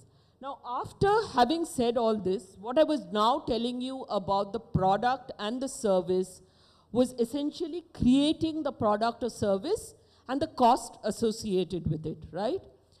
Now, you start a business, right? Initially, maybe you create or you sit and do the product. You make the product, or you're involved in the service. But when it becomes very big, one person or two people or 5 people cannot run the business. You need many people to run it. Then you become a CEO or the director of the company. You are overseeing the entire operations after it settles down. Then you have multiple computers working there. You have an accounts department working. You have an HR working for you. There are many support functions to run a business, right? Now, they are not directly involved in creating your product or service. But without them, your business would not go. It wouldn't run. So in common terms, if you may have heard of a word called overheads. They come in the category of overheads. They are basically common costs which is going right across to all the products and services. A human resource, a head office cost, a IT department service cost, IT department which is supporting the entire business, is basically a common cost. Then you have people, like just now Vishwanath spoke about, knowing your segment, knowing your market, finding your customer. Today we have digital marketing, but sometimes you may need to travel to find your customer, to demonstrate to your customer. Right? So those are costs which are common across. If you have 5 different products, it goes across as the common cost for all. So these are nothing but overhead costs. All marketing costs, these are overhead costs.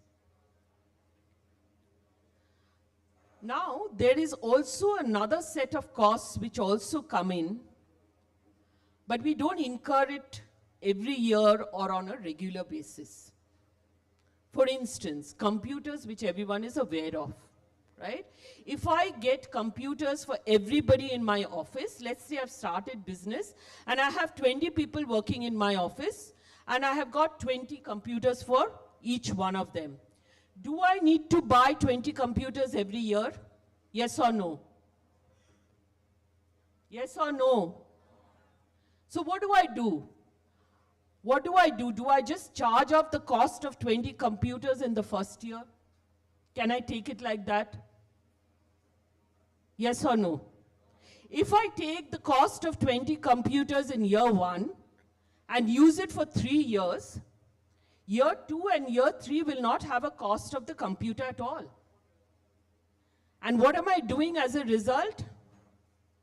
I am showing high costs in year 1 and lower costs in year 2 and 3, where I'm using one benefit from year 1 in 3 years.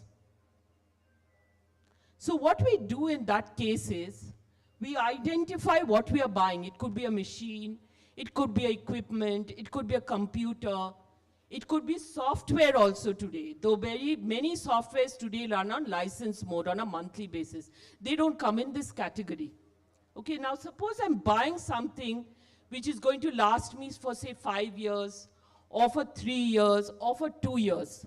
First thing I need to do is to find out what is the life of this thing that I'm buying. And I should take the cost and divide it over those many years, such that I have the equal amount shared in all the years in which I use it. Okay, these are one-time costs. Okay, continue. So this is just a table to show you, summarizing where my costs come from. Material, if I'm doing a product, otherwise it will be absent. Then I have the labor cost, I have transport cost, then I have factory-related costs, which is cleaning, rent, electricity, water, whatever it may be related to the factory. Then we have the other common costs, which I told you are generally referred to as overheads. I gave you some examples. Then my share of that one-time cost. If my machine is going to run for 10 years, then I should take only 1/10 of the total cost of the machine in 1 year. Is this making sense? Yes or no? With this, I get my total cost, right? If I add all this up, I get my total cost. Then the number of products that I plan to sell that year. If I divide it by that number of products, I will get the cost of one product, one individual product or service. That is a unit cost of one, which is important for you to find out. Okay, having said about basic of cost, we are getting now to, I have my cost, but what is the price at which my customer will take my product or service? We're coming to pricing. But remember, whenever you get to pricing, before you price your product, you need to know your cost, because the cost is the basic thing that you have to recover from your customer. That's the minimum amount you need to recover. So you need to have the information of your cost to determine which model you're going to adopt for pricing. Now in pricing, we have basically 3 types. One is the cost-based, the customer-based, and the competition-based. And which category, yeah, please. 5 more minutes. Okay, I'll be done. Continue. So we need to understand where your product or service comes in. Okay, I will get into that. But I've come back to the same table of the cost. To the cost, I add what is called a profit element to arrive at the price for my customer. So the difference between the cost and the price, which we spoke of in the first slide, is this red line, which is your profit. That's the element that gets added to arrive at the price at which your customer wants it. So the first thing, which is a cost-based pricing. What do we mean by this cost-based pricing? Cost-based pricing is a product that you are dealing in which is not of very high value to a customer. You can just add a profit to it, and that is your selling price. You know your cost, you add a profit, and you get your selling price. Now, these kind of products don't have too much of competition, and in these products, you can kind of keep on periodically altering your selling price as your cost increases. Not very frequently, but periodically you can. Okay, so now how do I fix this margin, this profit, right? Everybody knows the cost. Now there's a concept called break-even. Break-even is a point at which my income or my revenue is equal to my total cost. So I have neither profit nor loss. It's zero. So it's very important that you need to find out how many products or how many services you need to render to get to recover your costs. So if you sell even one above that, that becomes your profit. Is that clear? Okay. Continue. Customer-based pricing is when you're dealing with a product which has very high value. Okay, so I'll give you an example. Let's say there's a piece of diamond jewelry which I've eyed in some shop. It's a one of a kind for the design. The shop also doesn't make a second one of it. It's one exclusive piece. Now I'm willing to do anything, go anywhere, however far it may be, to get that piece. Because it's a valuable one-time thing. So if your product is something for which customer would do anything to get it, usually when you've come up with a product which is not there in the market, or it is not there in India now, but you can demonstrate to your customer that it results in huge cost saving for him or her, or it results in some great benefit. It becomes of a great value to the customer. In such cases, you know your cost, you can dictate your profit. You can decide your selling price. You can go with high margins in such cases. Okay, competition, continue, next one. Do you know the difference between direct and indirect competition, all of you? Yes or no? Okay, quickly, direct competition is, you know these two pictures, McDonald's and Burger King, both selling burgers, fries, cold drink. It's the same thing. So you choose between the two. So it's a direct competition, right? And indirect competition is a cup of tea as against a glass of orange juice. Both are in food and beverage. Both are drinks. One is a hot drink, one is a cold drink. It's an indirect competition. Continue, next.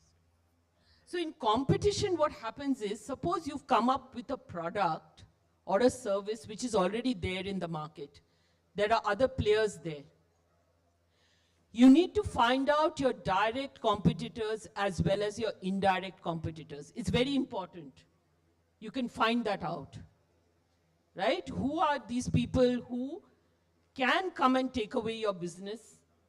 And then you try to see what is the cost that you have, what is the selling price of your competitors, and you'll have to look at a selling price whereby the customer segment starts to move to you, which you can do by demonstrating something additional that you're doing, which your competitor is not doing. Okay?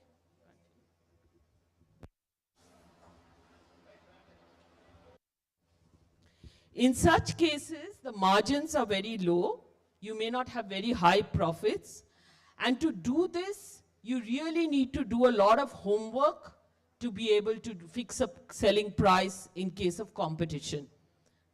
You need to understand the substitutes that are there, what is the cost outside, and you need a lot of data to do it. So while there's an advantage, it's quite an efficient method to fix your selling price because you have this data.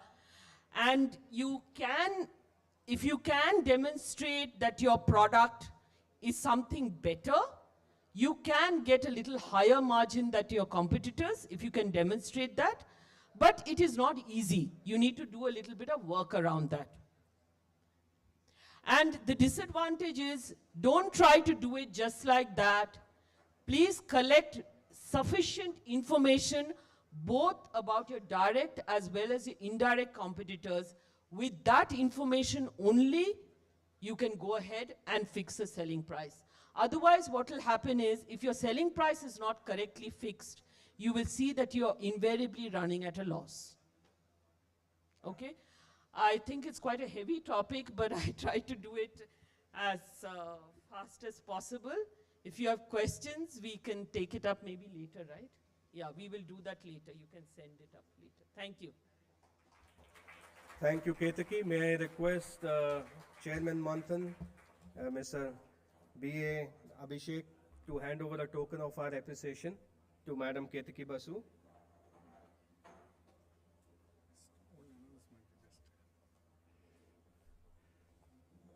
இங்க இருக்கிற student அத்தனை பேரும் appreciate பண்ணணும். At least they are there here, they are waiting till the end.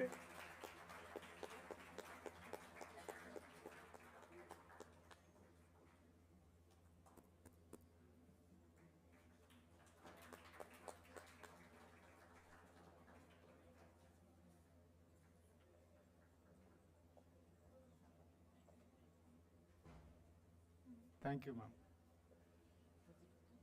I have to thank all the students who are present here, definitely, because they are focusing on the presentation. Please wait another only one session. You please wait. Lunch is available outside. We can take. You can go freely. Okay. Please wait. I appreciate you people here. Okay. Thank you. Thank you, sir. So Ketaki spoke about the difference between a product and a service. Can somebody tell me in which category will Facebook and Instagram come in?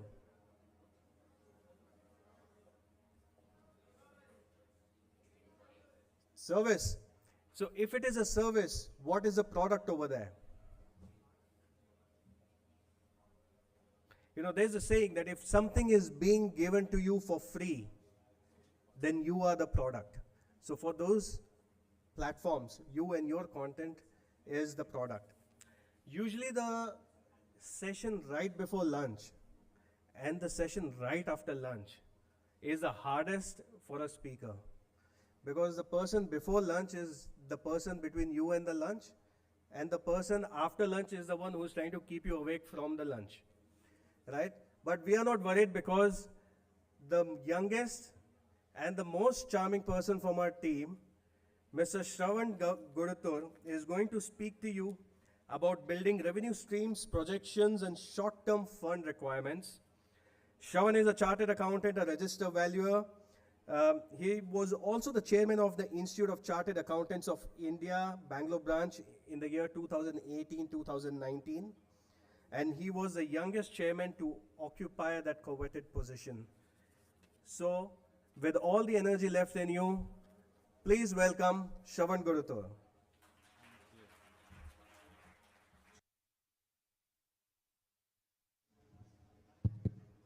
Check. So friends, a very good afternoon. So like Ankur mentioned, I have a challenge, right? I should ensure that I keep up to your attention levels. I should ensure that you should not think about food in your mind, but rather you should think about what I am speaking on, right? So similarly, that's the challenge that I face as a speaker now.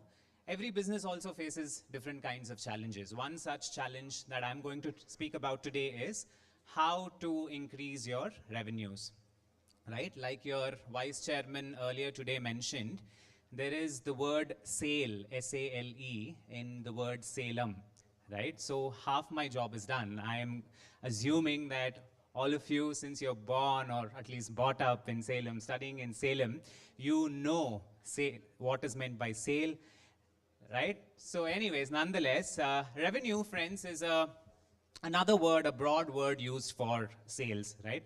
Let's start with the slide. Next slide, please.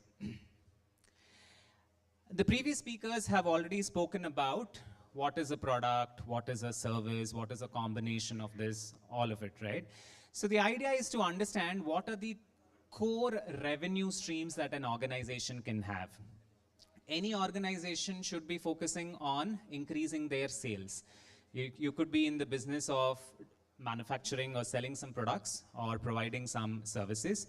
This forms your core revenue streams, which in accounting language we call as the operating revenue. All right, I'm trying to simplify these terms as much as possible.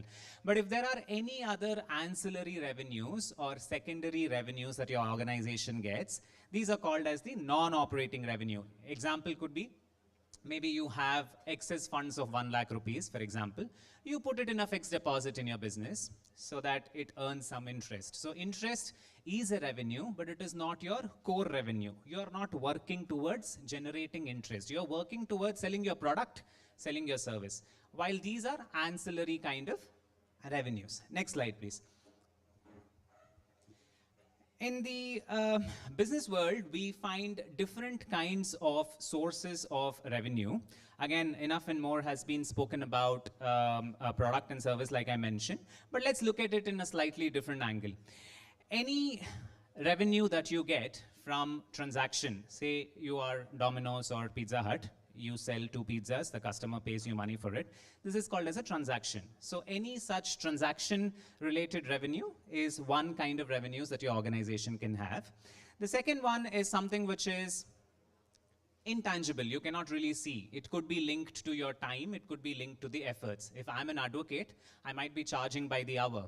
If I am providing IT consultancy services, I might be charging the customer by the hour. So all these kind of services, all these kind of revenues fall into the bucket of service revenue.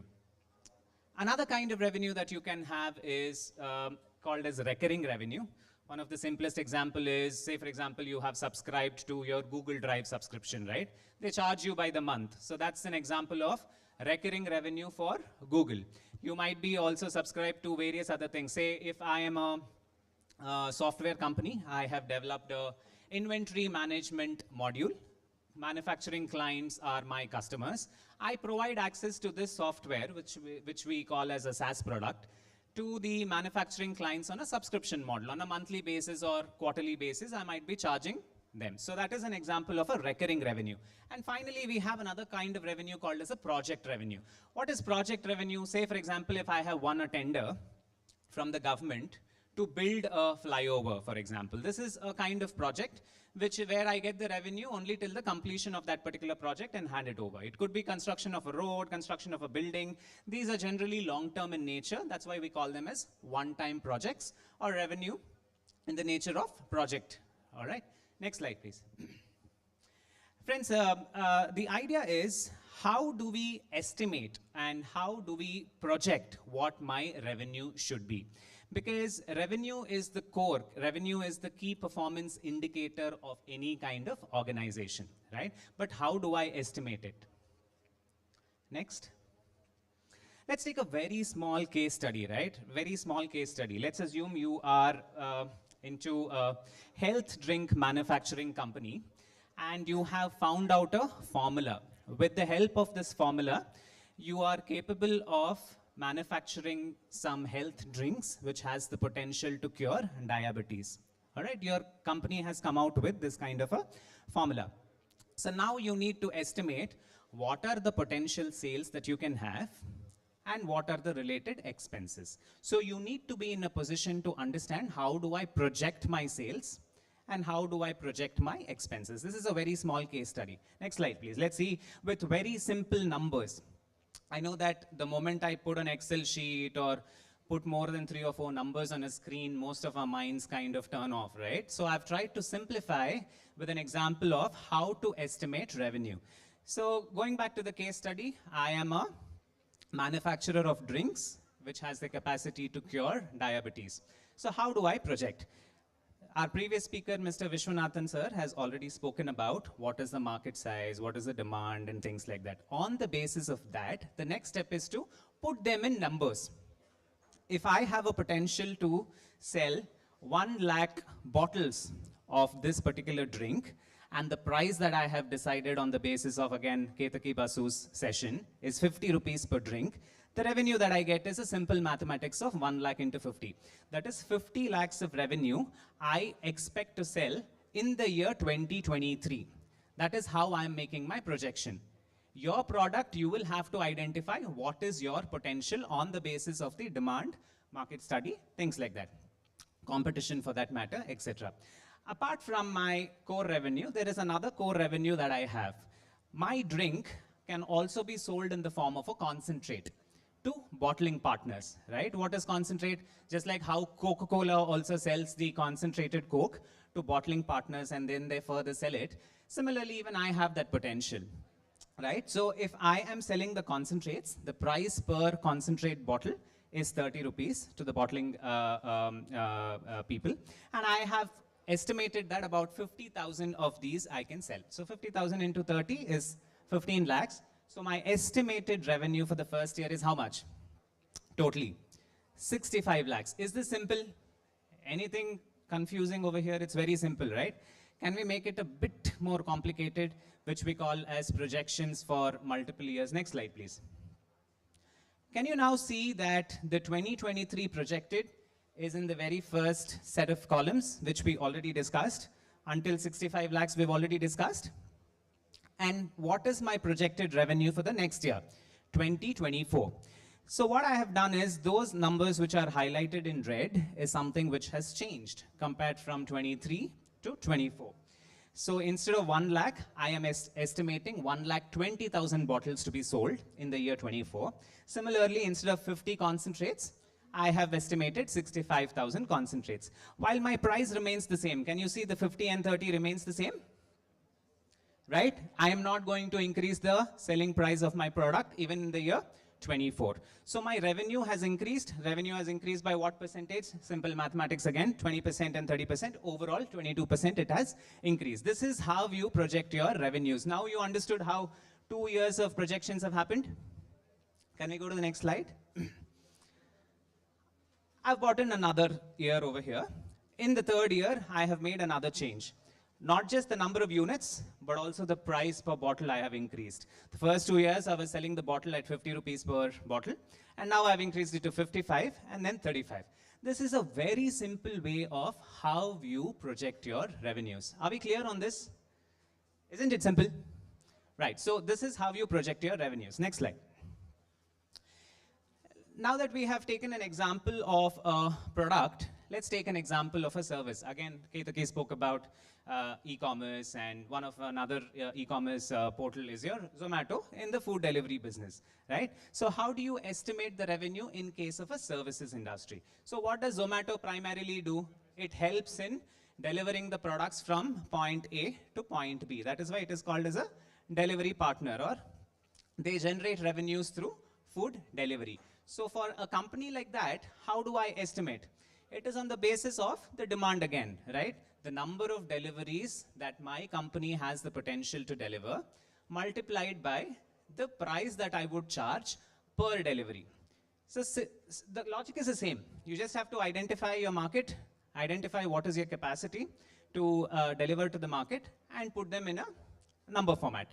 So similarly over here, online service delivery, Zomato, these are real numbers actually, 215 million USD in revenue that they have generated. And they have another ancillary income called as royalty income, which is like if someone uses the name of Zomato, say for example, Zomato has its presence outside India also, wherein they have allowed other people to kind of use the name of Zomato and generate revenue. So they pay some royalty to them. So that's how the revenue has been projected for a services business. Next slide.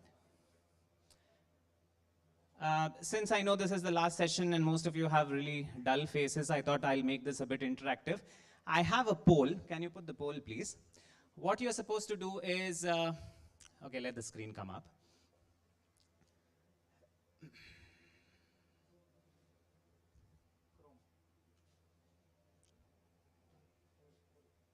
Chrome.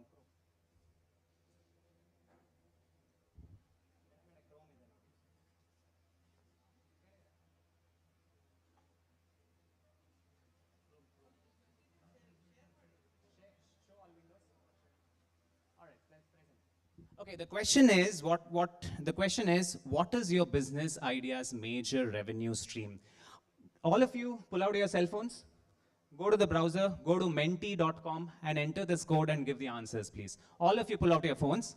Whatever is the business idea that you have, answer from that point of view. Go to menti.com, enter this particular code. Let's see what are the kind of revenue streams that each of us have in this audience.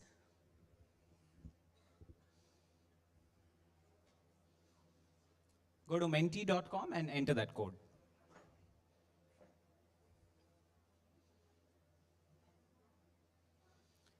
Is it transaction-based revenue, service, recurring, or project revenue like we discussed?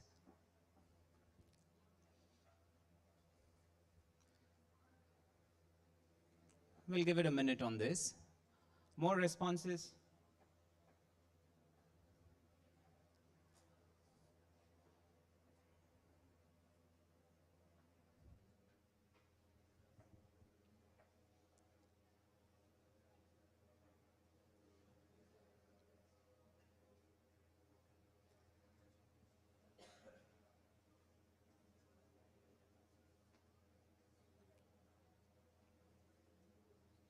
That's an interesting statistic. Most of us are having some or the other thought process, some or the other business idea which is in the services category, right? So more than 50% of you are targeting the services sector. All right, next question, please. Just come down and, yeah, another question. If you're running this health drink manufacturing business, what do you think are the various expenses your business will have? The previous session speaker, Ketaki, touched upon the different expenses, right? So on the basis of this case study, if you are a health drink manufacturing company, what do you think would your expenses be? Just type the word. It could be one word, two words, whatever it is. Let's see what comes into your mind. What are your possible expenses? Medical, good.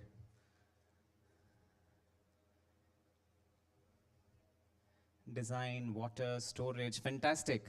Overheads, what kind of overheads? Machinery, athletic drinks, labor. Wow. Vegetable, good.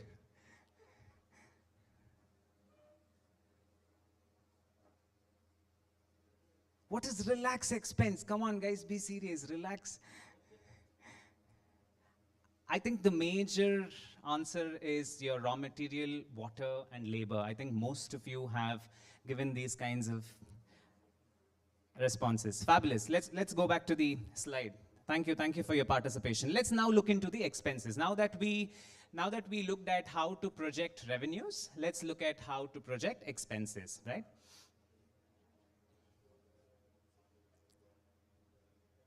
Next. Right. So again, don't get bogged down. Whatever were the expenses that you mentioned on a very broad level have already been captured over here. What is important over here to understand is to make those sales of those drinks and concentrates, what are the related expenses that you'll have to meet? Which again, there is no hard and fast rule that these are the only expenses. There could be something else also.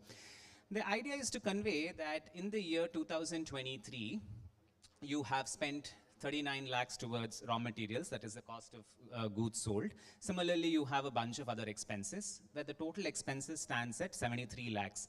So in the first year, you see that there is a net loss of 8 lakh rupees. One point I want to drive at this juncture is that it's not necessary that your startup is profitable from the very first year itself. It's highly impossible to do that, isn't it? You might be having expenses, you might continue to have losses in the second year as well. In this example, for the purpose of explaining, I have given a situation where at the end of the second year, you have arrived at a situation where there is no profit and no loss. If you see, 79,50,000 is your total expenses. On our previous slide, if you remember, the sales were also the same amount. So I have ended up at a situation where there is neither any loss nor any profit. Similarly, for the third year, is when I am seeing profit for the very first time in my business. I am seeing a very meager profit of around 5 lakhs, which roughly translates to 5% of my sales. For the very first time, I am seeing profit in the third year. All right, is this clear? This is how you estimate the expenses, right? This is what we call as projections in a business plan. What we saw before were the sales projections. What we are seeing now is the expenses projections. All right, next slide.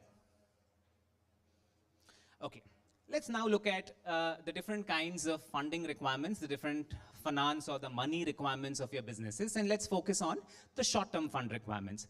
Why are funds required? Can anyone tell me why does your business need money? Just one response, major, anything that comes to your mind. Absolutely, so to spend for the products you mean, right? So yes, absolutely. But in the real life scenario, when you are buying something from your vendor, there is a high possibility that the vendor might ask you to pay for the raw materials immediately. Going back to the case study, if you are a company into that health drink manufacturing, one of you mentioned vegetable is a raw material, vegetable is an expense, right? Let's build it from there. If I have to build vegetables, if I have to buy vegetables, the vendor might ask me to pay the money for it upfront. So for that, you need to have money, right? That is one of the primary requirements, like one of the students mentioned.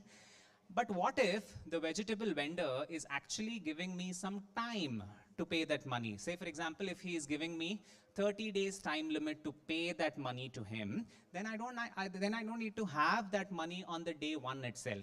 Until the 30th day, I can buy the material, I can process it, I can sell the health drink, I can get the money, and from that money, I can pay the vegetable vendor, right?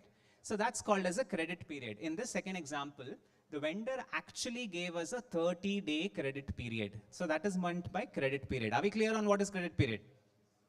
Great. So next is, what are the sources of funds? Again, I will touch upon this at a very broad level because we have another session in the next third knowledge workshop. There are multiple sources of funds that are available for a startup. First of all, you need to understand that just because you have a startup and just because you have an idea, it's not at all easy and it is not at all cheap to find funds. It is an expensive affair. It is a difficult affair. Just because, again, I'll repeat, just because you have a project, don't think that the banks will come running to you and fund your projects. Impossible. Banks have 101 conditions, 101 things that you'll have to submit to them. You should be aware about this thing. So before you even venture into thinking about banking finance, there are multiple sources of finance that a startup can get from. So first and foremost is your own funds, is the funds that is provided by your family or by your friends, etc. The second thing is you can reach out for someone outside, right? It could be an angel investor, someone who likes your idea and he's interested in putting the money. He's called as an angel investor, right? And then you have a structured kind of finance, which we call as venture capital funds and etc. So this is at a very broad level of the sources of finance. Again, maybe we will dwell upon it in the subsequent sessions. Next slide, please.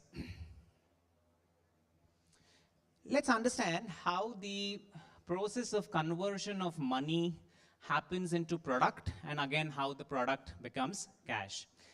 First, you have cash. You use that cash to buy the raw materials. You convert those raw materials through your manufacturing process. You convert whatever vegetable that you said, you convert that into the drink. That's when the finished goods come into place. You sell those finished goods.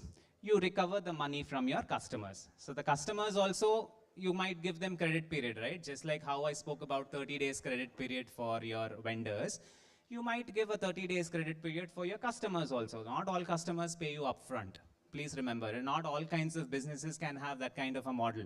Say, for example, Zomato, obviously they don't give you credit period, right? If the food guy has come, you have to pay him, only then he'll give you the food. There is no credit period over there, but there are different models, different businesses where a credit period is possible. So that's where the debtors come into place. Debtors are nothing but your customers to whom you have given some credit period because they've not yet paid you. So once they pay, again you have the cash, and that is how the short-term fund cycle takes place, right? Next slide, please. Let's take another simple case. If you are in a business where the vendors require upfront payment and the customers are also paying you immediately, then your cash needs has to be structured this way. Because I need to pay for the raw materials immediately, I take about 10 days to manufacture my health drink, and after manufacturing, in 5 days, I'm capable of selling. That means 10 plus 5 days, 15 days I do not have cash. I have to pay for the raw materials on day 1. After 15 days is when I get the money from my customer. That means you need to plan your finances for 15 days. Are we clear on this slide? Next slide. If you are in a business where the vendors require upfront payment, same, just like the previous slide, and the customers expect a 30-day credit period, this is where you need to plan finances for even longer, because once you sell, that customer is going to pay you only after 30 days. Unlike the previous example where you had only 15 days for the customer to pay you, over here it's 10 plus 5 plus 30. You have to wait for 45 days before your customer actually pays you. That means you have to plan for funds, you have to plan for money for 45 days because you have to pay the vendor for the raw materials immediately. Next slide, please. This is a unique situation where the vendors are giving you 30 days time. That means you don't have to pay upfront. You get the raw materials. You manufacture and sell them in 15 days, that is 10 plus 5, whereas the customers pay upfront. That is, as soon as you sell, you have the money with you. But think about it, you never paid the vendor in the first place, right? So this is a situation of, this is an example where you don't really need funds for the core operating activities. All these examples, mind you, we are only talking about the core manufacturing process because you need money for salaries, you need money to pay rent, you need money for various other overheads, right? We are not talking about that over here, just to simplify. So for the core manufacturing process, in this example, I don't have to plan for any funds because I am not paying the vendor upfront because I'm getting the money even before the due date for payment to the vendor happens. Are we clear? Next slide, please. All right, so I think just we are bang on 2 o'clock. If there are any questions, this would be the time, please. Any questions? Thank you, Shravan. May I request you to kindly stay, and I request Ankur to present a memento to Shravan Gurtur.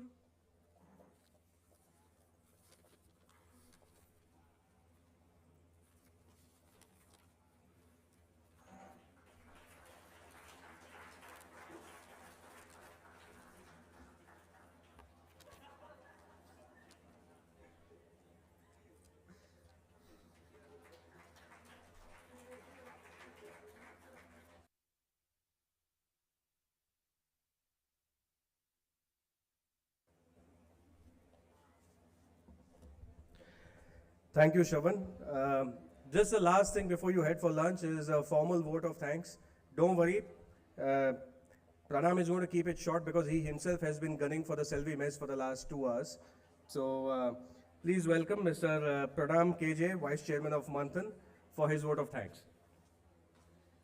Thank you, Ankur. I think you publicized the information which was kept secret. Okay, so this is the first time I'm giving a speech in Salem. I know I wanted to give a longer speech. Ankur didn't give me an opportunity or to give a longer speech. So, but I'll keep the vote of thanks as short as possible. Firstly, I would like to thank the chairman of the Sona Institute Group, C. Veliappa, for giving us an opportunity to conduct the second knowledge workshop in Salem in your institute. Thank you so much, sir. Next, I would like to thank Dr. C.A.I.S. Prasad, the president of FKCCI, for giving us an opportunity and coming here and giving all the presentation on the knowledge workshop. And then lastly, I would like to thank Mr. Abhishek, who's right here to stand up and also acknowledge the crowd for being the chairman and giving us an opportunity for all the welcoming everyone here and thanking. I would like to thank Abhishek as well. And then lastly, I would like to start thanking the speakers, Suresh Narasimhan, who gave us a very good overview on from his keynote address. Then I would like to thank Mr. Vishwanathan, who spoke about the market customers and the market size. And Ketiki Basu, who gave us on the pricing part and the analysis. Then finally, I would like to thank Shravan Gurtur, one of the key speakers, who gave us on the revenue streams and the projections. Last but not least, I would like to thank every student who was present here and online for participating and making this a grand success. Thank you so much, everyone. Thank you and have a wonderful day.